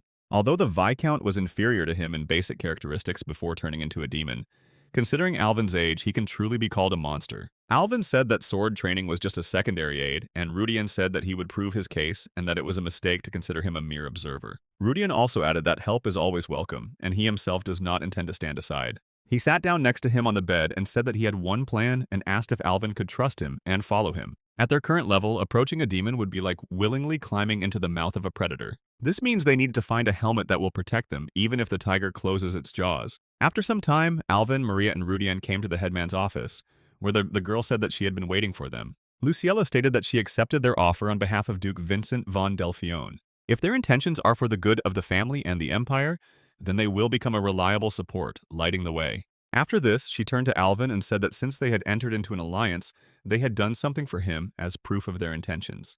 Although it is unpleasant for Karen, Alvin will become their Uncle Keitel's apprentice. She then turned to Rudian and asked what his plans were now. The boy approached Luciella, causing her to blush, and said that the Baron was a minion of the demons, using their power, and this man gave his adopted daughter to the third prince. He emphasized that it was adopted, not biological, and asked if she understood what that meant. Luciella asked if he meant to say that she was also connected to demons. Rudian explained that they needed to find out whether the Baron's daughter was interfering in the affairs of the trade union, because if the new leader fell under her influence, she would become a key figure. Luciella replied that for a simple Baron's daughter, such influence on the trade union really did seem unnatural. Whether she is connected to demons or not, the parasite near the third prince must be eliminated. Luciella agreed and said that everything was correct. The parasites needed to be destroyed. Adi asked the owner who else was a real demon here, and he completely agreed with him. Luciella said that they needed to get back to the main thing and asked what to do next, because the demons had already penetrated deeply into the army and aristocratic society, but they would definitely bring them to light. First, you need to cut off all the tentacles, and to do this, you need to increase their strength by destroying one of the dungeons located nearby. This is a trap prepared in advance by one of the demon lords, and although the difficulty is high, it is quite possible to pass it, so they will manage. Luciella was surprised to hear that there was a dungeon nearby since they were in the capital. Rudian replied that to be more precise, it was located right inside the capital, where there were 3 known dungeons, 2 of which were not related to the demon and could be ruled out. He and Alvin will get inside and sort everything out. This is combat experience for Alvin, and a chance to get rare items and the elimination of a future threat. A real triple win. It would be a good place to start, and soon they find themselves in the Catacombs of Doom. Inside, they are met by skeletons and zombies that run, grind, and attack. Luciella easily kills everyone with her sword and laughs. Maria warns the girl that a death knight is nearby and is glad that the lich has appeared. Finally, a worthy opponent. Maria runs forward, puts out her hand, and says that she will take care of it. Alvin asked Rudian if they hadn't come here for combat practice, and he replied that, under normal conditions, yes. But this place is special because there is something here that they are obliged to receive. Luciella had previously thought about the dungeon for a long time, and perhaps the very fact of its existence in the capital truly shocked her. However, the Gert House of Delphione is one of the ruling houses in the Empire, so this is not surprising. Luciella replied that this was extremely interesting information, and that the accumulation of negative energy in the cemetery had most likely naturally given birth to the dungeon. Just as the undead rise from the corpses on the battlefield, so the dungeon could have arisen, but the guy said that things are actually different. Luciella asked to take her along because she had been wanting to chop something for a long time, and this was a good opportunity. She will prepare everything necessary for passing the dungeon, because Rudian remembered that the girl prefers the sword to the pen. If she joins, the dungeon will be easier to clear, but the loot they want to get cannot be shared, and all plans will go down the drain. Alvin said that few people notice, but the lady is quite strong, and her help will be very useful. Maria warms up and asks to take her with her because she has been feeling lethargic lately and she needs to fight. Apparently, stress was taking its toll, and Luciella was delighted that she would finally see real psi abilities that she had only heard about before. Rudian was shocked by this company and doubted whether they would be able to complete the dungeon normally at all.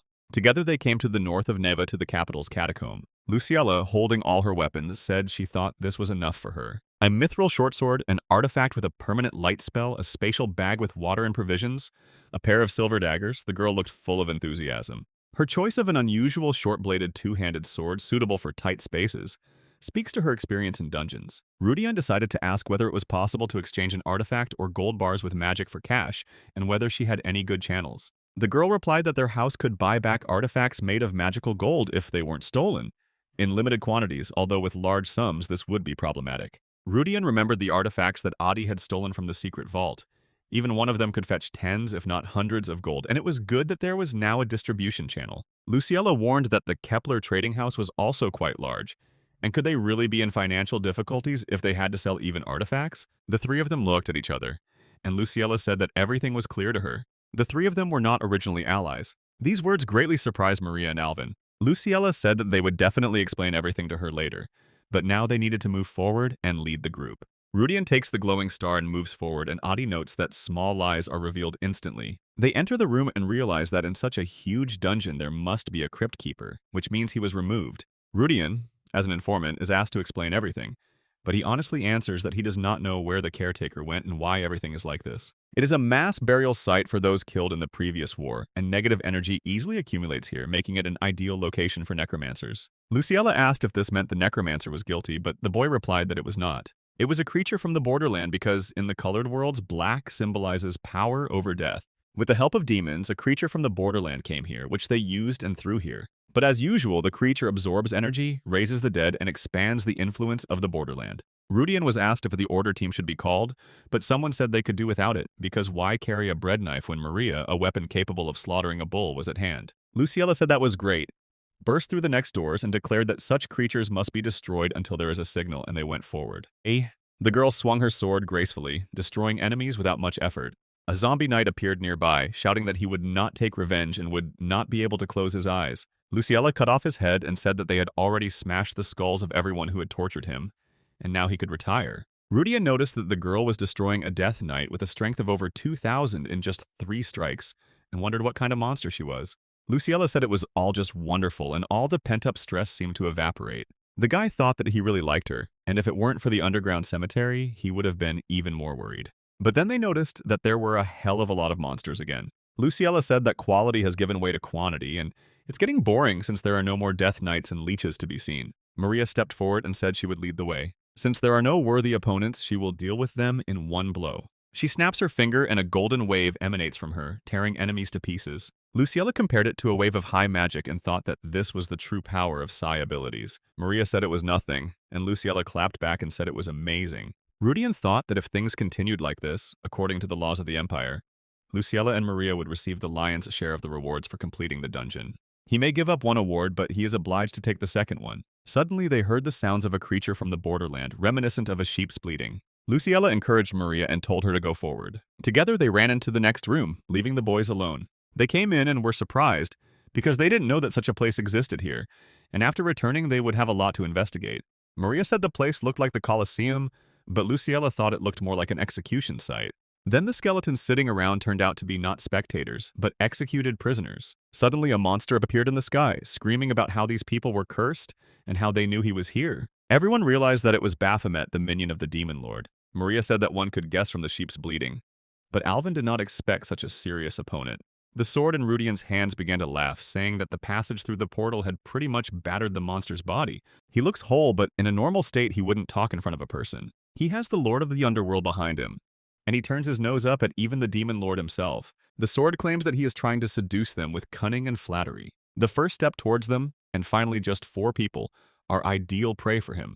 The monster continued to scream, call the guests names, and threaten to destroy them. The sword finished speaking, warning that he was a master of curses and that people should be on their guard. The moment of his death is especially dangerous, when he returns to the borderland, because then he can drag someone with him and the essence that he keeps must be taken at any cost. The monster screamed and flew towards them, swinging its sword. Alvin realized that even a light blow from such a sword could result in a fatal wound. Rudian stood at the ready, holding his sword in his hands, and the monster screamed at him to die. Maria immediately conjured a magical protective barrier around the guy. The monster hit the guy but didn't hurt him in any way thanks to the barrier. Rudian understood that if there was Maria's barrier, then the attack could be repelled. At that moment, Alvin and Luciella, who were also protected by magic, ran towards the monster. They ran past him, cutting his legs, causing the monster to scream in pain. Maria came down to earth and said that it was easier than she thought, but only because she was too strong.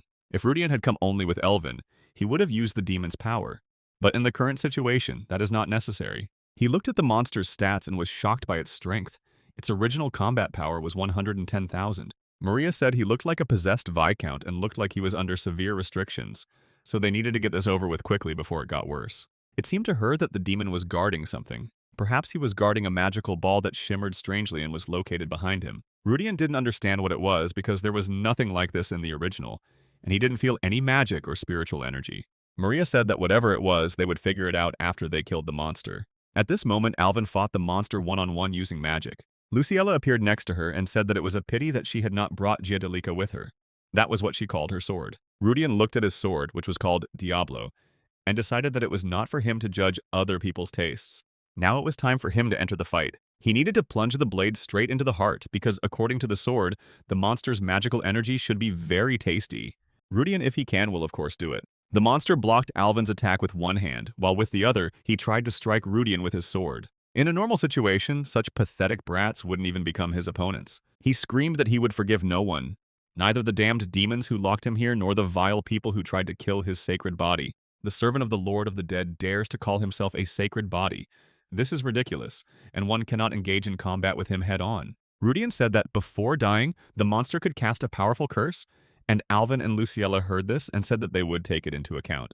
Rudian ran forward towards the monster and said that we need to end this quickly. As the demon attacked him with the sword, a green protective barrier appeared around Alvin. He called Rudian because perhaps this demon was too strong for them after all. The two of them would have definitely died, but the guy said there was no time to complain. The monster was angry because this barrier prevented it from killing the uninvited guests. He understood that all this was being done by a human woman nearby, and she was really bothering him. Rudian asked if the monster really thought he would just leave him alone. He flew past and dealt it a multitude of blows, causing the monster to scream in pain and spit out green blood. The monster fell to its knees, raising a cloud of dust, and the impact cracked the floor. He was angry and cursed everyone, saying that he needed more time. Rudian said that they needed to finish him off while he was weak, because if he were at full strength, there would be no fight at all. Probably everyone except Maria would have died long ago, but the monster asked if this man really thought that he would simply disappear. He was originally supposed to be summoned to the underworld, but he put everything on the line and will not allow those who deceived him to go unpunished. He won't leave until he witnesses their fall.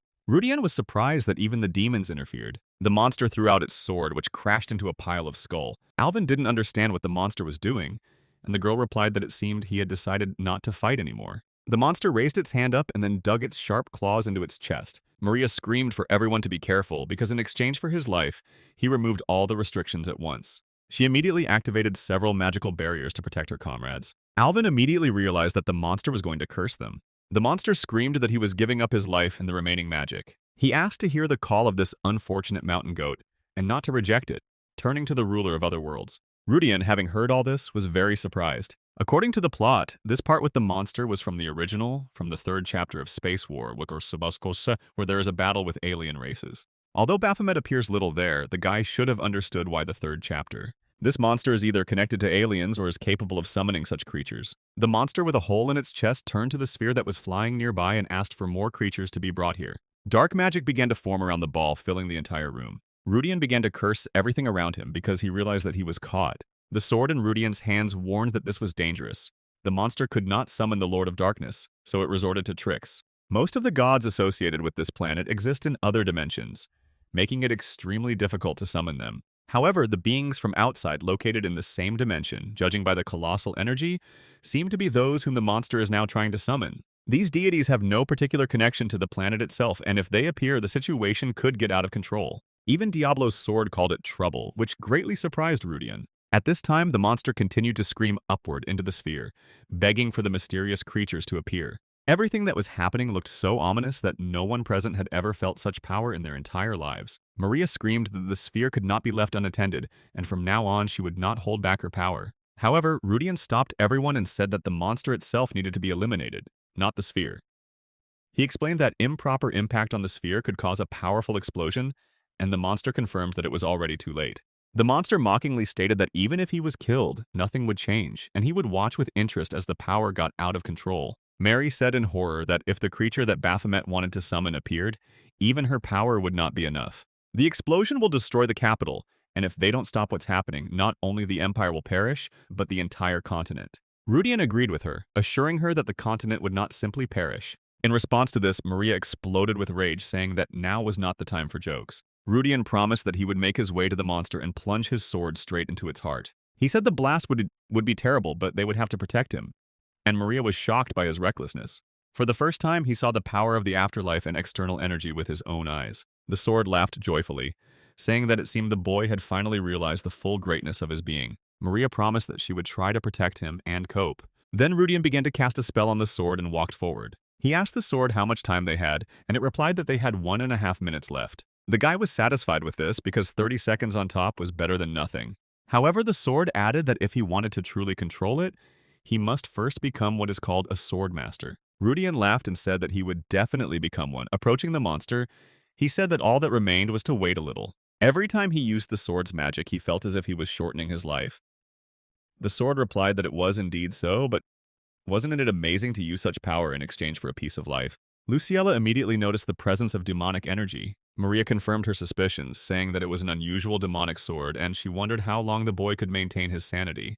Luciella asked in surprise if Rudian really had a demonic sword. At this time, Rudian fought with his sword against the force energy. But even in such circumstances, Mary's shield was able to withstand the blow. He broke through the energy and wounded the monster with his sword. The monster was shocked that the man was able to cut through his magical shield with one blow. He felt the aura of the sword and recognized who was standing in front of him. He couldn't believe it, because he saw how Diablo's sword was sealed by the Supreme Archangel at the end of the war. The demon in the sword said that the monster had been lingering in this place for too long, and if he had been there where he himself had been imprisoned, then there could be no forgiveness. With one blow of dark demonic power, he pierced the monster's throat. The monster screamed, asking not to kill him, and said to say hello to the Lord of Darkness. After that, he made one last sound and his head fell off, and Rudian couldn't tell if this was normal. Magic absorption turned out to be the sword's ability, and if some of the power were to go to Adi or Diablo, that would be concerning. After this, a sphere fell from the sky and broke. All that was left of her was a pile of glowing fragments, from which a beam rose upward. Rudian was glad that it was finally over, but the sword said that only one particle remained. Everyone looked up and couldn't believe what was happening. A huge gray monster with several heads, mouths in its palms, and many purple eyes appeared in the sky. Rudian couldn't figure out what kind of creature it was, since in the second chapter there were only aliens with multiple limbs. Sword said that this did not seem to be the one the monster wanted to summon, but that was even for the better. However, instead of the previous one, a much more dangerous monster appeared. Rudian realized that they were now up to their ears in problems and did not know what to do. The creature shrank a little and flew towards them. One of the heads began to speak in a completely incomprehensible language. Even Diablo's sword couldn't understand what the alien was saying. Adi translated that the monster looked here for fun and was not going to fight. Rudian was surprised that Adi could translate this because he himself looked like an alien.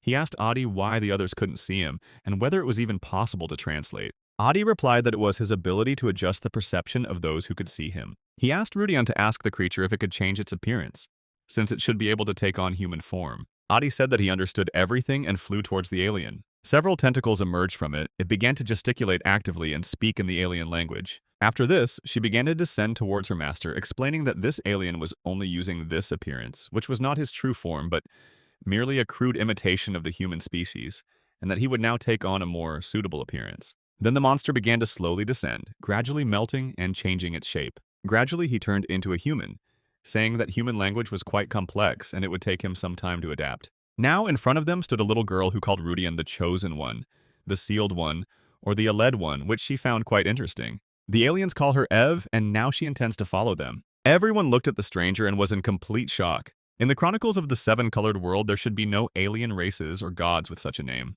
The sword said that it has lived for a very long time, but it does not know the names of all the gods of the outer universe and can definitely say that it is not a participant in the great war of the heavenly demons. Moreover, the level of this creature is monstrously high. He's definitely not lower than Diablo and maybe even higher. Rudian is shocked that the level is so high that even the demon retreats and considers this complete nonsense. This guy is not from another dimension at all, but from an alien world. While she is behaving peacefully, she is capable of easily destroying all the plans that the guy has been working on for so long because she is a completely uncontrollable variable and declares that she wants to follow him. The demon said there was no need to worry because if a being of that level were to cause chaos, the heavenly world would inevitably intervene, and right now they were probably already in a panic and didn't know how to cope. Has the time really come when the demon lord will sympathize with the Celestials? What a strange turn of fate. Maria said that the lack of reaction from both the magic tower and other forces indicated that the black crystal served as a powerful barrier. Even Baphomet had to go into hiding while he recovered, and he apparently put a lot of effort into creating this protection. The core of the underworld serves as the key to gaining the power of one of the seven colored worlds.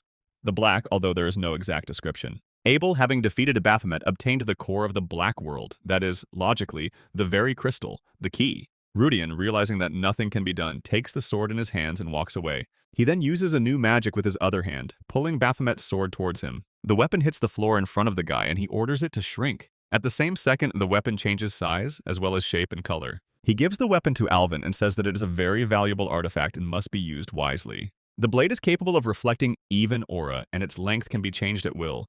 It also has protective properties and comes from the very depths. Alvin is very surprised to see the magic sword and is not sure if he can accept it at all. Rudian says that he already has his own sword, but Maria does not use swords. Luciella says that she already has a signature sword, and if Alvin wants to take this one, then let him take it.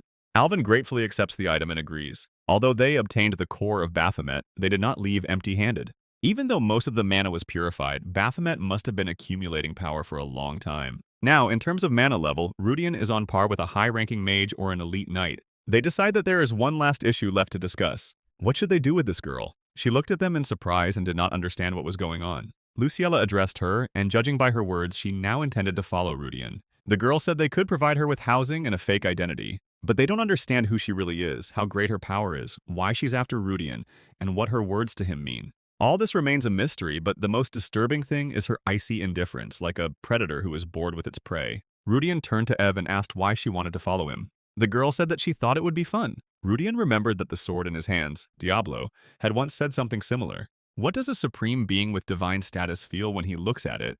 And perhaps the answer, I'm having fun, is not the worst option. In the last chapter of the Chronicles of the Seven-Colored World, among the deities there were indeed those who descended to the lower worlds for fun. Rudian sat down next to the girl and asked if she was going to interfere with his plans, and she replied that no, because otherwise it would not be interesting. And even if you do, it will be too cold. Rudian asked what she meant, and Ev replied that she wouldn't say. The guy said that if she wanted to follow him, she would have to comply with the conditions. The first is not to use force without his permission. Ev immediately agrees, and everyone is happy about this news. Secondly, no one should know about her presence. She must hide in such a way that under no circumstances could she be recognized. If the girl's level is truly one of the highest in the universe, then her discovery will attract the attention of other extraterrestrial civilizations. And if this happens, the entire carefully constructed system of Rudian will go to waste, and Ev agrees. At this time, a huge man with red hair tears up the paper, not understanding how it can be called a report. The man sat on the floor and apologized, explaining that the barrier created by Baphomet was incredibly powerful and they needed time to assess the situation. The man did not understand who dared to do all this because the documents were sent by Lady Luciella.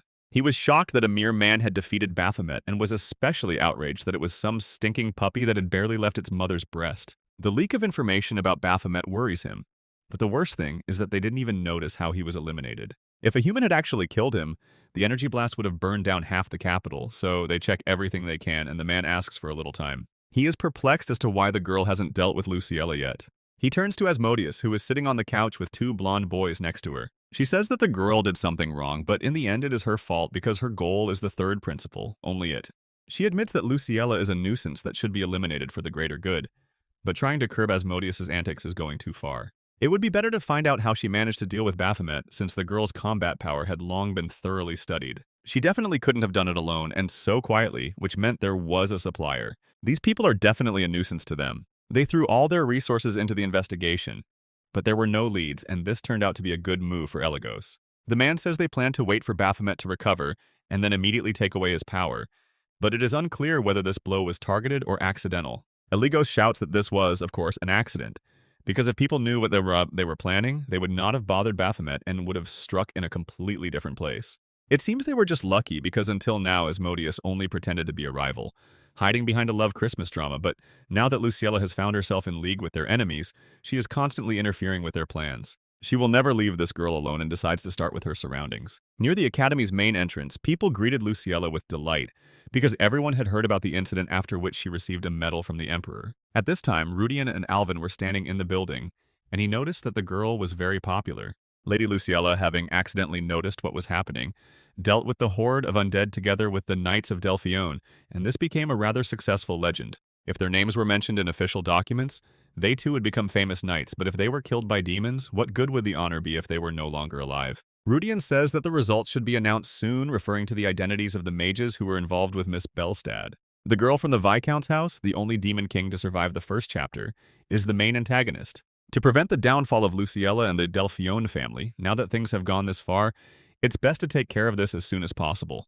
Rudian asks Alvin how the consolidation of the criminal underworld is progressing, and he replies that with the support of the duchy, it has become easier, since with the departure of the Viscount, he is constantly expanding his territory. Rudian says that he must do his job well because in such places there are sure to be secret groups created by demons and their minions. The demon minions use the same method that was used to absorb the kingdom of Rohan, working from the bottom up, from the underworld to the aristocracy. In the original story, it was too late to fix it, but now everything is different, because the guy knows their methods and therefore can easily destroy them. However, this is not all, and one important question remains. How did they even manage to open the demon gates? The first place that the demonic forces captured was the neighboring kingdom of Rohans, but in reality the gates of demons opened here, in the Mariana Empire. One thing is certain, they won't be able to open the gate right away, but it seems they are looking for something inside the empire. Maria runs up to the guys and greets them. She asks Rudian if she can take up some of his time. Now they are sitting together in a cafe and Ev is with them. The guy asks her if she has already chosen what she will order, but she cannot decide. He asks if he can choose for her, and Ev agrees. He points to one of the dishes and says that it must be tasty because it is sweet. Maria interrupts him and says that first he should at least apologize. Then in the dungeon, she had to somehow resolve the situation and promise to protect Rudian, but she was unable to do so. The guy realizes that without Maria's barrier, he wouldn't even be able to hit the monster. The girl says that if she had given it her all from the very beginning, she would have easily dealt with the monster without any risk. She believes that there was no reason for the undefined variable to exist, referring to Evie. Rudian noted that she was thinking a lot more than he thought, but in reality, she had done nothing wrong. Who would have thought that Goathead would refuse to backfire and self-destruct? It was just that the result turned out to be something that neither he nor Maria could cope with at the same time. Rudian asked her if this was really that important in their relationship. The girl didn't understand what he was talking about and asked what kind of relationship they had. Rudian smiled and said that they were colleagues, wasn't that true? She agreed that they were definitely colleagues, and perhaps even comrades, if one could say so. Hearing this, the girl became a little upset, and Rudian, noticing this, was surprised that she had never heard such words before. Maria had those in her life who guided her, but she probably never had colleagues who walked beside her. Rudian says that she probably could have handled everything on her own. Even if Baphomet in the catacombs had used all his power, she would have been able to defeat him alone. If she's so strong and something happens, it's understandable why she'd want to decide everything herself. She was good when they first fought the undead because, even without using all her strength, she could deal with them. But Baphomet turned out to be a completely different enemy. From the moment he attempted to self-destruct, Maria had to take responsibility and clean up the mess. That's exactly what the girl thought. Did he really not agree with that? But in his opinion, such a thought is incredibly arrogant. After all, in this world, to hold such a position is nothing more than arrogance and selfishness. Until now, she probably didn't have anyone she could call a friend or colleague with whom she could stand shoulder to shoulder, and so she pulled everything on herself. Maria was probably fighting alone all this time. As always, at the top of the kingdom called Psychic Empire stood the lone empress of the Kepler family. The problem was that this kingdom was a kingdom in name only, a house of cards full of holes. Only she could lead people. Only she could prove that Psychic was a force superior to magic. Everyone said that she was their only hope, and only she could do it. Rudian asks to be allowed to ask her one question. During the fight with the Viscount, why didn't she allow Alvin and her siblings to participate in the battle? The girl replies that she could handle it herself, and Rudian asks how long she plans to continue like this, and what if an enemy appears that she cannot defeat alone? Will she really continue to fight alone even then? Of course, she hadn't encountered such an enemy yet, so she probably hadn't thought about it, but one day her powers might reach their limits. Among the enemies they will face will be those that even she alone cannot cope with. These enemies are not just demons, because in the grand scheme of things, demons are just an appetizer, and even the perfect Mary cannot defeat divine beings. Rudian extends his hand to her and says that they are colleagues, because colleagues are those who have the same goal and are walking the same path. Not all colleagues have the same skills, but even if they lack something, they are people who should walk together. She may shout when she is in a hurry and may blame when she is disappointed. Coworkers can also offer advice when the going gets tough and can tolerate her frustration. Maria didn't understand what he meant and asked what it all meant. Sometimes she wants to talk, sometimes she wants to be pampered, and sometimes she wants to go on a long journey. These are exactly the words that the melted Mary once said to Abel in the original story when she revealed herself to him. Even if Rudian wasn't born with the same strong abilities as her, one day Maria will have many colleagues who can support her. And the guy himself intends to take care of this. Maria suddenly spoke up, saying that these words resonated within her. But she listened to Rudian not as a colleague, but as a friend, because that seems to be a more appropriate word. She wouldn't like to be just colleagues, but wants to be friends. Although they belong to different circles, she offers to be friends at least as long as their alliance lasts. Rudian shook her hand and said that she was right, and he agreed to be her friend. Maria broke into a happy smile and asked him to take care of her. Maria admits that the real reason she came to apologize today was simply to assert herself and confirm her determination. If she stays there and goes back home to her family, she will have to take everything on herself again.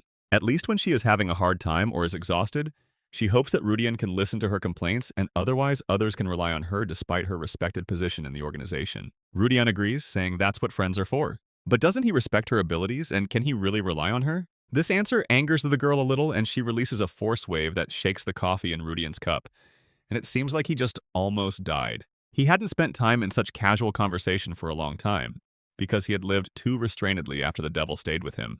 He hadn't even spoken to the woman for more than 10 minutes. But now Maria gets up and says that she has to go to work, and perhaps her brother and sister are already looking for her. She says it was fun today and hopes to see you next time. Rudian understands that the Psychic Empire organization will have to be dealt with someday, because the reason Maria grew up like this is due to the inflated expectations and greed of psychics. But soon he will have a chance to do it. Ev eats all her ice cream and says it was very tasty. Rudian notices how her eyes are shining and is glad that she liked everything, and they decide to wipe her face. Ev says that the color of the soul has changed and become a little clearer. The fate of the destruction that many tried to avoid turned out to be very interesting, as expected. Rudian wondered if she also knew about the ending that Maria Kepler had ruined in the original story. This means that not everything was avoided, which means there is still something to be wary of. Rudian walked outside, happy to have become friends with Maria, a character from the original story who had always been his favorite, and the feeling was similar to being friends with an idol you admire. If the main story had started exactly like this, he wouldn't have even dared to dream about it.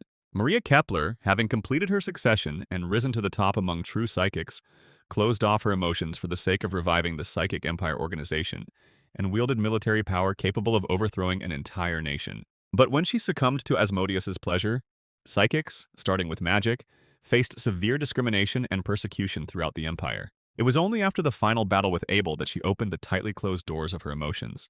But Rudian will not allow this nightmare to repeat itself. 3 demon kings have infiltrated the empire, disguised as nobles. Eligos is known for his mistakes even in the original story, so there is no need to worry about him, and Marbus is apparently outside the capital, hiding under another identity. The problem is Asmodeus, who is probably close to the third prince, because any change in Luciella's situation could trigger her actions. Whether she will go ahead or try to use the prince, no one knows. Rudian turned to his sword and asked what would happen if he were to fight these 3 in his current situation, and Diablo replied that they were high-level demons who had attracted attention back in his era, and that over the course of 10,000 years, their power had become autonomous. No matter how much their power is sealed, at their current level, they are unlikely to be able to compete with any of them.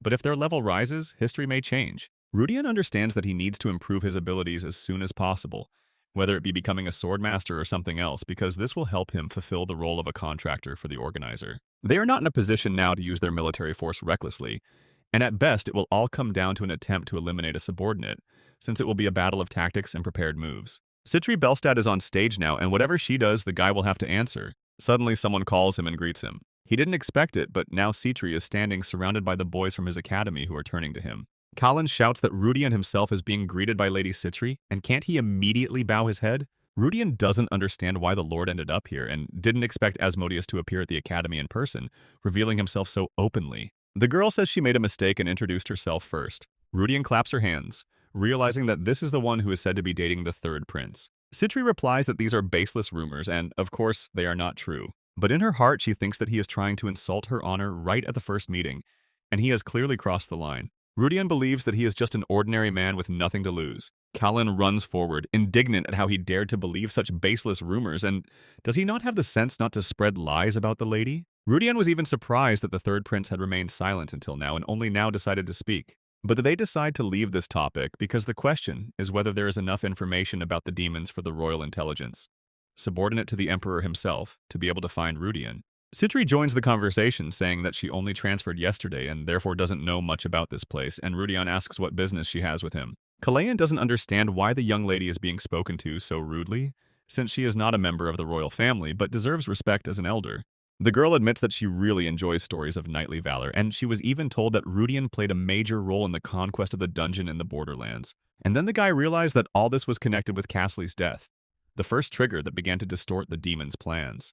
But he only laughs in response, saying that back then he was just an acquirer, and all of this became possible thanks to the outstanding military skill of the benevolent Kalain. Thanks to this, the boy received the privilege of observing the Lord's skill up close. In reality, Kalain did little more than pester and hinder the knights who were fighting in earnest. If he had a conscience, he would tell the girl the truth about Rudian's actions, but he is not capable of this. Citri grabs Rudian's hand and asks him to give her some time, because she really wants to hear stories of his valor. Rudian looks at her angrily and replies that he doesn't want to. The girl is surprised, and he says that he is very busy. The sword in his hands laughs and says that he hasn't seen such a sight for a long time. Kalian comes up, takes the girl by the hand, and tells her that she should leave the guy alone because she shouldn't waste her time on someone who doesn't respect the honor of a lady. Citri asks him to leave her alone, but he ends up pulling her along with him, and they both run away. Rudian can't understand how this girl even got here. Adi approaches him and says that he noticed something strange. He feels a part of his terminal from this woman. Rudian can't believe what he's heard. He senses a support terminal here, in the past, Adi talked about all of his terminals and how they were part of the 6 auxiliary parts created for him by the creator.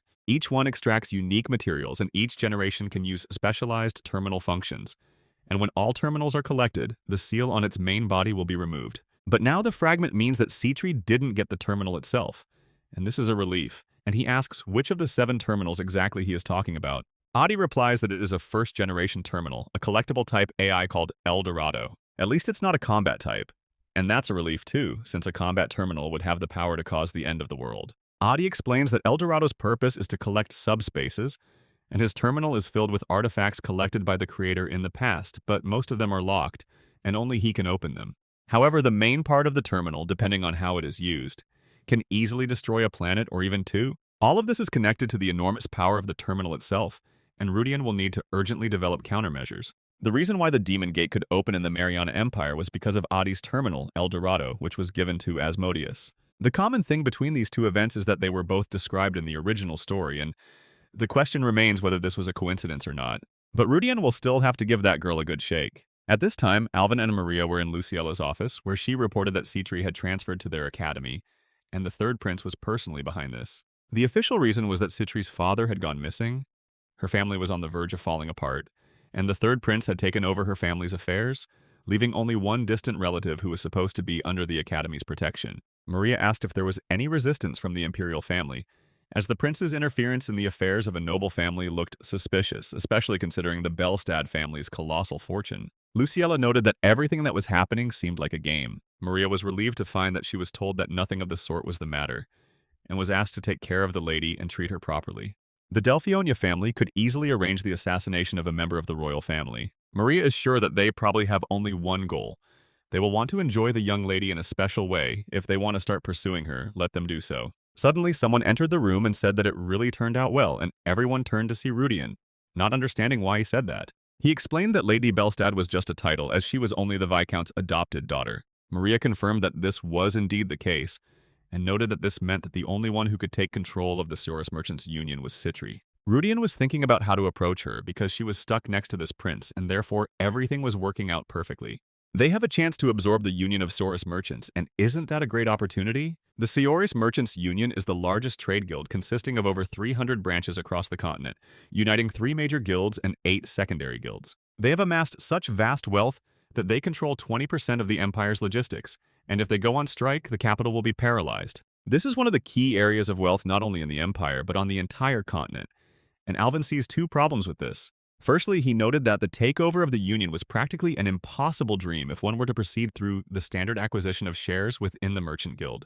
In terms of capital, even the combined efforts of the Duchy of Delphione and the Kepler family will not produce the desired result. And secondly, if Citri really is connected to demons, would she have entered the academy without a well-thought-out plan? Rudian understood that everything the guy said made sense because Asmodeus was the one who was plotting behind the scenes. She probably has someone acting on her behalf, perhaps the third prince or someone else, but she wouldn't have come without countermeasures. The most important thing now is that they need to absorb the Saurus Traders Union, and to complete this task, according to the rules, it will take more than a day or 2. Alvin noted that the guy was right because less than a week had passed since the Viscount's death, and Citri had already been transferred to the academy, and this aroused suspicion.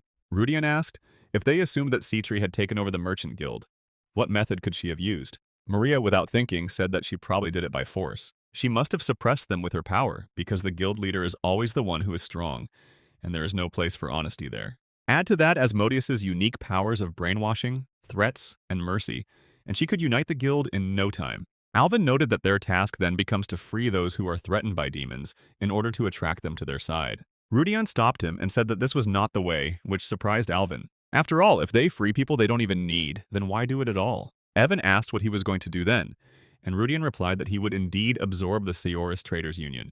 To do this, they must take control of the core, the Belstad family. Luciella tried to stop him, asking how he was going to do it if Citri was already in the family. Rudian explained that he had a trump card. She was only an adopted daughter, not a biological heir. Strictly speaking, her right to inheritance was recognized only because the Viscount had no relatives left after he sold his soul to a demon and killed all his loved ones. Thanks to the third prince's participation, most people didn't even dare to approach. However, if they don't have any relatives, they can simply create them. As he placed the ring on his finger, he said that they had a ring that symbolized the head of the Belstad family. Alvin was shocked, not understanding how he had managed it all, and Maria guessed that Rudian had stolen the ring at the moment of the Viscount's death. The guy said, Rudian Belstad, doesn't that sound plausible? Of course, he is not going to head the family, he will only be a nominal president. Luciella noted that even with the head's seal, it would be extremely difficult to pull off such a scam. Rudian didn't understand what the problem was because they had a person with a high reputation who could certify the seal, and if the Delphione family got involved, it would mean a conflict with the supporters of the third prince. He looked at Luciella, wondering what decision she would make. Without thinking twice, the girl said that it was a great idea. She mentioned her father and main family. Joining the Sioris Merchants Union will be a great gift. Newspapers flew across the streets with headlines about the appearance of the heir of the Belstad family and the confrontation between the Delphian family and the Third Prince's faction. The nobles began to take notice of the unexpected clash of the Titans, believing that this event signified a rift between the Duchy of Delphione and the Third Prince. Callan was overcome with rage and slammed his fist on the table, not understanding what was happening. He laughed and exclaimed how Duke Delphian could allow himself to do such a thing and immediately went to find out. Citri ran up to him and calmed him down, saying that if he took even one step, the situation would escalate. Callan asked what he should do then, and the girl said that she would go and talk to a man named Rudian. If there was a misunderstanding, it could be resolved. Perhaps everything would go smoothly because she had already checked the information and knew that a crazy murder could ruin her plans. If he desires the Belstad family, she is ready to give it to him. However, first she will use the power of lust to subjugate him. After some time, Citri arrived at the main building of the Imperial Academy and met with Rudian again. She said that the outside world was full of noise and there was no point in fighting over the family inheritance at a time like this. Rudian thought about how absurd it all was because both of them were claiming rights to a family without having a drop of its blood. Citri said that she could give him the post of head of the Belstad family, but in return he will have to promise that he will belong to her. Rudian was surprised and did not understand what she was talking about. Citri licked her lips and was glad that the guy didn't fall for her trick. She approached him, and wings appeared behind her back. She added that it wasn't just the head of the family's wife that was being discussed.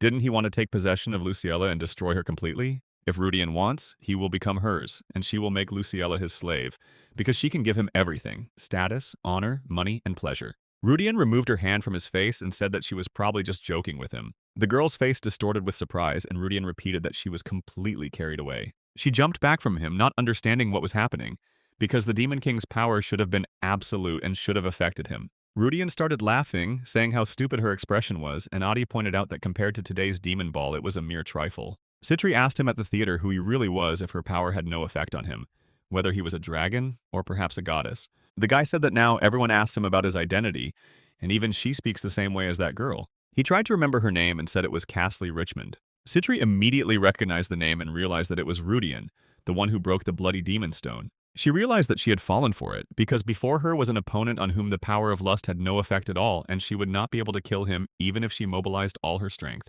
Rudian sat down at the table and invited her to sit down too, calling her the Demon King Asmodeus, remembering what she had to go through with the other demons to open the gate. The girl's face distorted with anger, and she asked who he was if he knew not only her identity, but also the names of all her minions.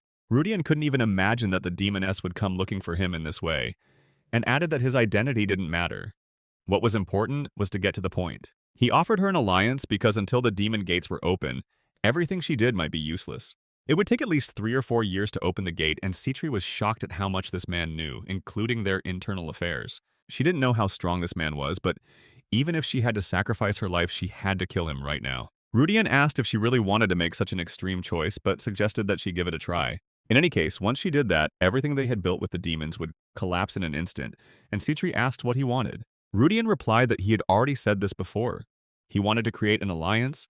The main thing was that they would be the first to enter his territory, and that she would stop getting on his nerves. Perhaps she is under a delusion, because in fact the territory he speaks of does not exist. He added that the demons would open the gates anyway, and it wasn't that difficult to communicate with them, but it was much more difficult with other kingdoms. Therefore, they demand appropriate compensation from the demons for the damage, and from that moment on, they need to determine their territories as suitable in order to remain non-aggressive. Citri remained angry and asked what proper compensation he meant. The guy replied that everything was simple, but he himself thought that she had taken the bait. The first condition is to hand over control of Belstad to them, and while that may be financially inconvenient now, once the demon gates open, it will no longer matter. The second condition is not to touch Delphion's family, because he needs to maintain his social status in human society. Citri asked if these were all the conditions, but the guy added that he needed something else. He wants the girl to let Kalayan go because Rudian was his squire and does not want to see his life ruined. If the demons complied with all these conditions, the guy promised to keep silent about them, and Citri believed that they had invaded her territory and interfered in Belstad's affairs. She understood that she could not refuse the offer because the information this man knew could not be obtained in the usual way.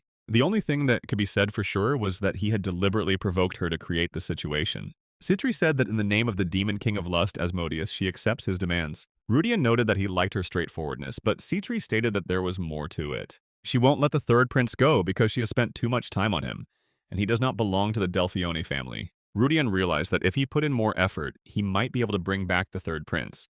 But he doesn't want to particularly care about the one who abandoned him and ignored Luciella. He noted that the territory of Delphione and Iskar does not touch the families in which demons are hiding. Citri said that they would not touch Maha Academy until the Demon Gate was officially opened. She asked the guy what she should call the organization he was involved in, and Rudian replied, Adora. Citri said that the awareness of the existence of those watching them is a gain in itself. However, she added that his pride would one day make him pay for it. Rudian asked if she was overdoing it and what they were going to do if he broke his promise. Citri said that since he himself gave the covenant with his lips, the moment they broke it, they would receive a huge backlash. She added that she would hardly be the one who would not know anything if this happened.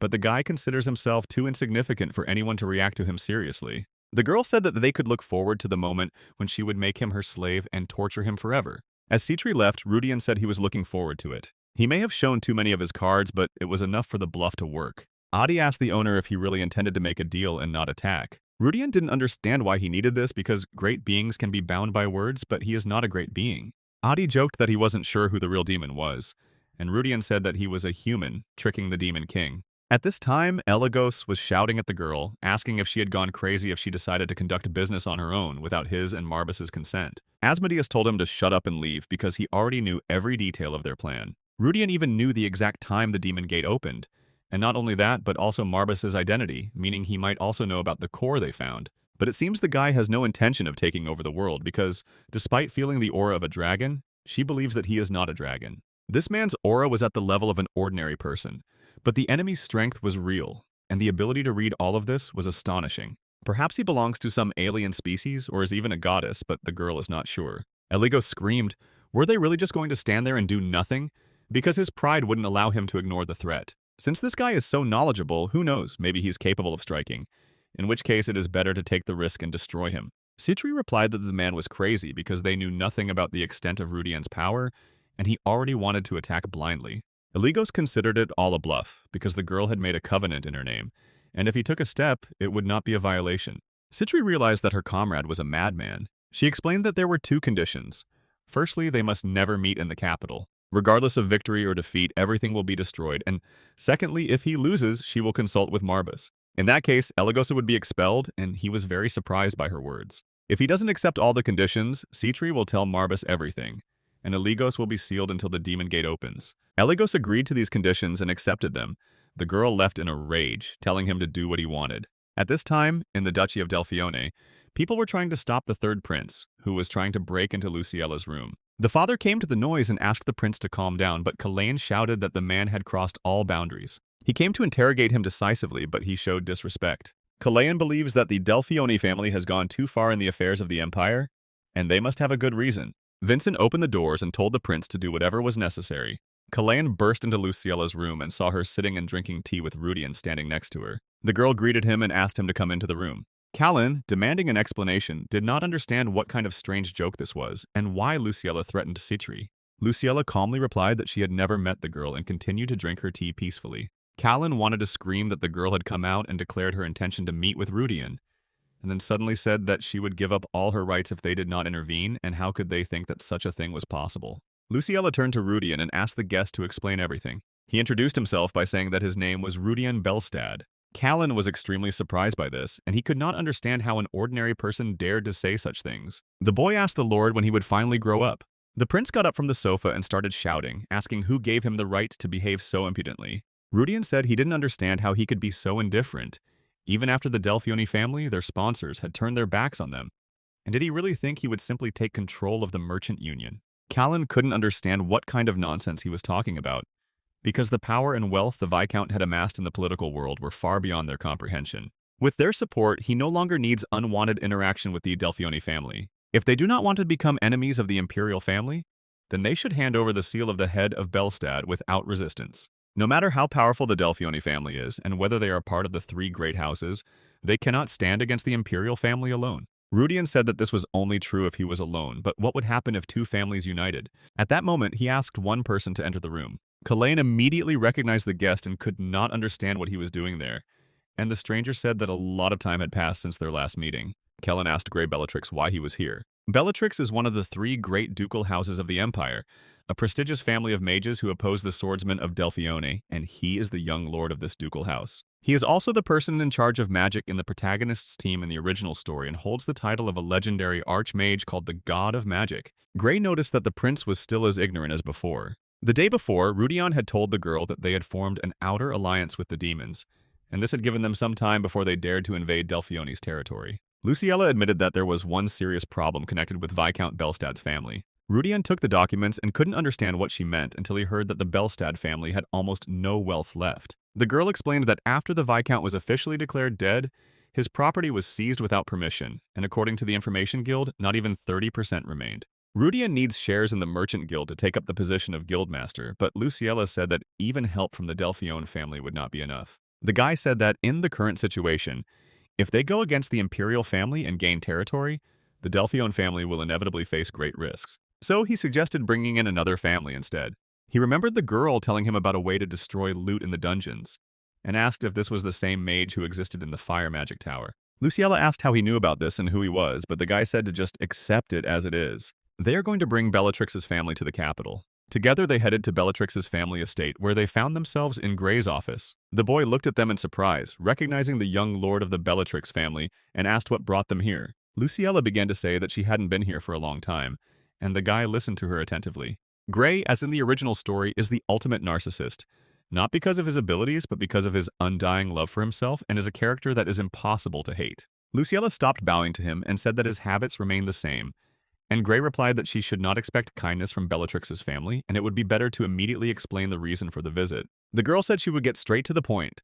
She had come to propose that Delphione and Bellatrix join forces to invest and take the position of head of the Merchant Guild. Grey asked if they really wanted to split the Merchant Alliance, even though their third prince was doing everything he could to absorb it completely and win the fight for the title of Crown Prince. Luciella became sad and said that certain circumstances had arisen, and Grey replied that you didn't even need to look to understand that this mad lord was digging his own grave. Despite the enormous benefits, Grey refused the offer, as they could not afford to spoil their relationship with the Imperial family. Luciella said that if their 2 families united, even the Imperial family would not be able to interfere without consequences, and a portion of the shares would be offered to them. Grey said that their family's profit and the threat from the Imperial family were equal to about 50%, and if they wanted to convince Bellatrix, they would need to offer more. Rudion took something out of his cloak and said that he had something that Grey would definitely want to see. The boy immediately recognized the gold bar filled with mana with very high purity. Rudion said he wanted to liquidate him and asked how much Grey could value him, to which he replied that they had come to the right place. Grey examined the ingot carefully and said that he could pay about 200 gold pieces for it, which surprised Luciella, since for that price one could buy a mansion with a garden in the capital. Grey said that neither he nor the elders of the Magic Tower could process it to that extent, and assumed that it was stolen goods, after which he asked where the guy got it. Rudion admitted that he robbed a dungeon, but could not say which one. If he had said that this was the dungeon of Kesley, Count Iskar would have immediately gone there with the Knights of the Order of the Lionheart. Grey said he wouldn't ask the source and was willing to pay 200 gold pieces for the ingot now. Rudion said that this is not all he wants to sell, and he has something else. He ordered Adi to bring out all the treasures he had, and the monster's eyes lit up. A stream of gold coins emerged from the portal, filling the entire room. Grey began to examine the metal objects filled with mana and noticed that there were many rare materials there. Rudion realized that Kesley had truly amassed an insane amount of wealth. Grey said that for that amount of money they could easily buy the title of Vint with its own territory, and asked if he promised to sell it all at a reasonable price, whether they would be willing to cooperate with him and the Delphione family. Grey added that he would have to convince his family. Rudion said he believed he needed to make a deal. He handed him the book and asked how about it. Grey immediately recognized the magic book from Richmond School, the author of which was the legendary Archmage. He asked if he really wanted to sell it to him, and if so, he was sure that with this book he could solve his previous problems. Rudion winked at Luciella, and she asked in surprise when he had figured out how to appease him. Cullen said that no matter how they united, they would not be able to overcome the power of the Imperial family. Grey apologized for interrupting their conversation, and said that their enemy was not actually the Imperial family. Kalayan already knew that their family supported the second prince, and that he had been given a share of the trading union. The prince was pleased and said that he would help, which made Kalayan extremely angry. Grey said that Kalayan could leave his fiancée and live peacefully with the mistress he had found. And if he continues to act the way he has been, Grey will not allow him to remain that way. An angry Callan left, shouting for them to wait because it would definitely not end like this. Afterwards, Grey asked if it hadn't worked perfectly. Rudian realized that the most interesting part was just beginning.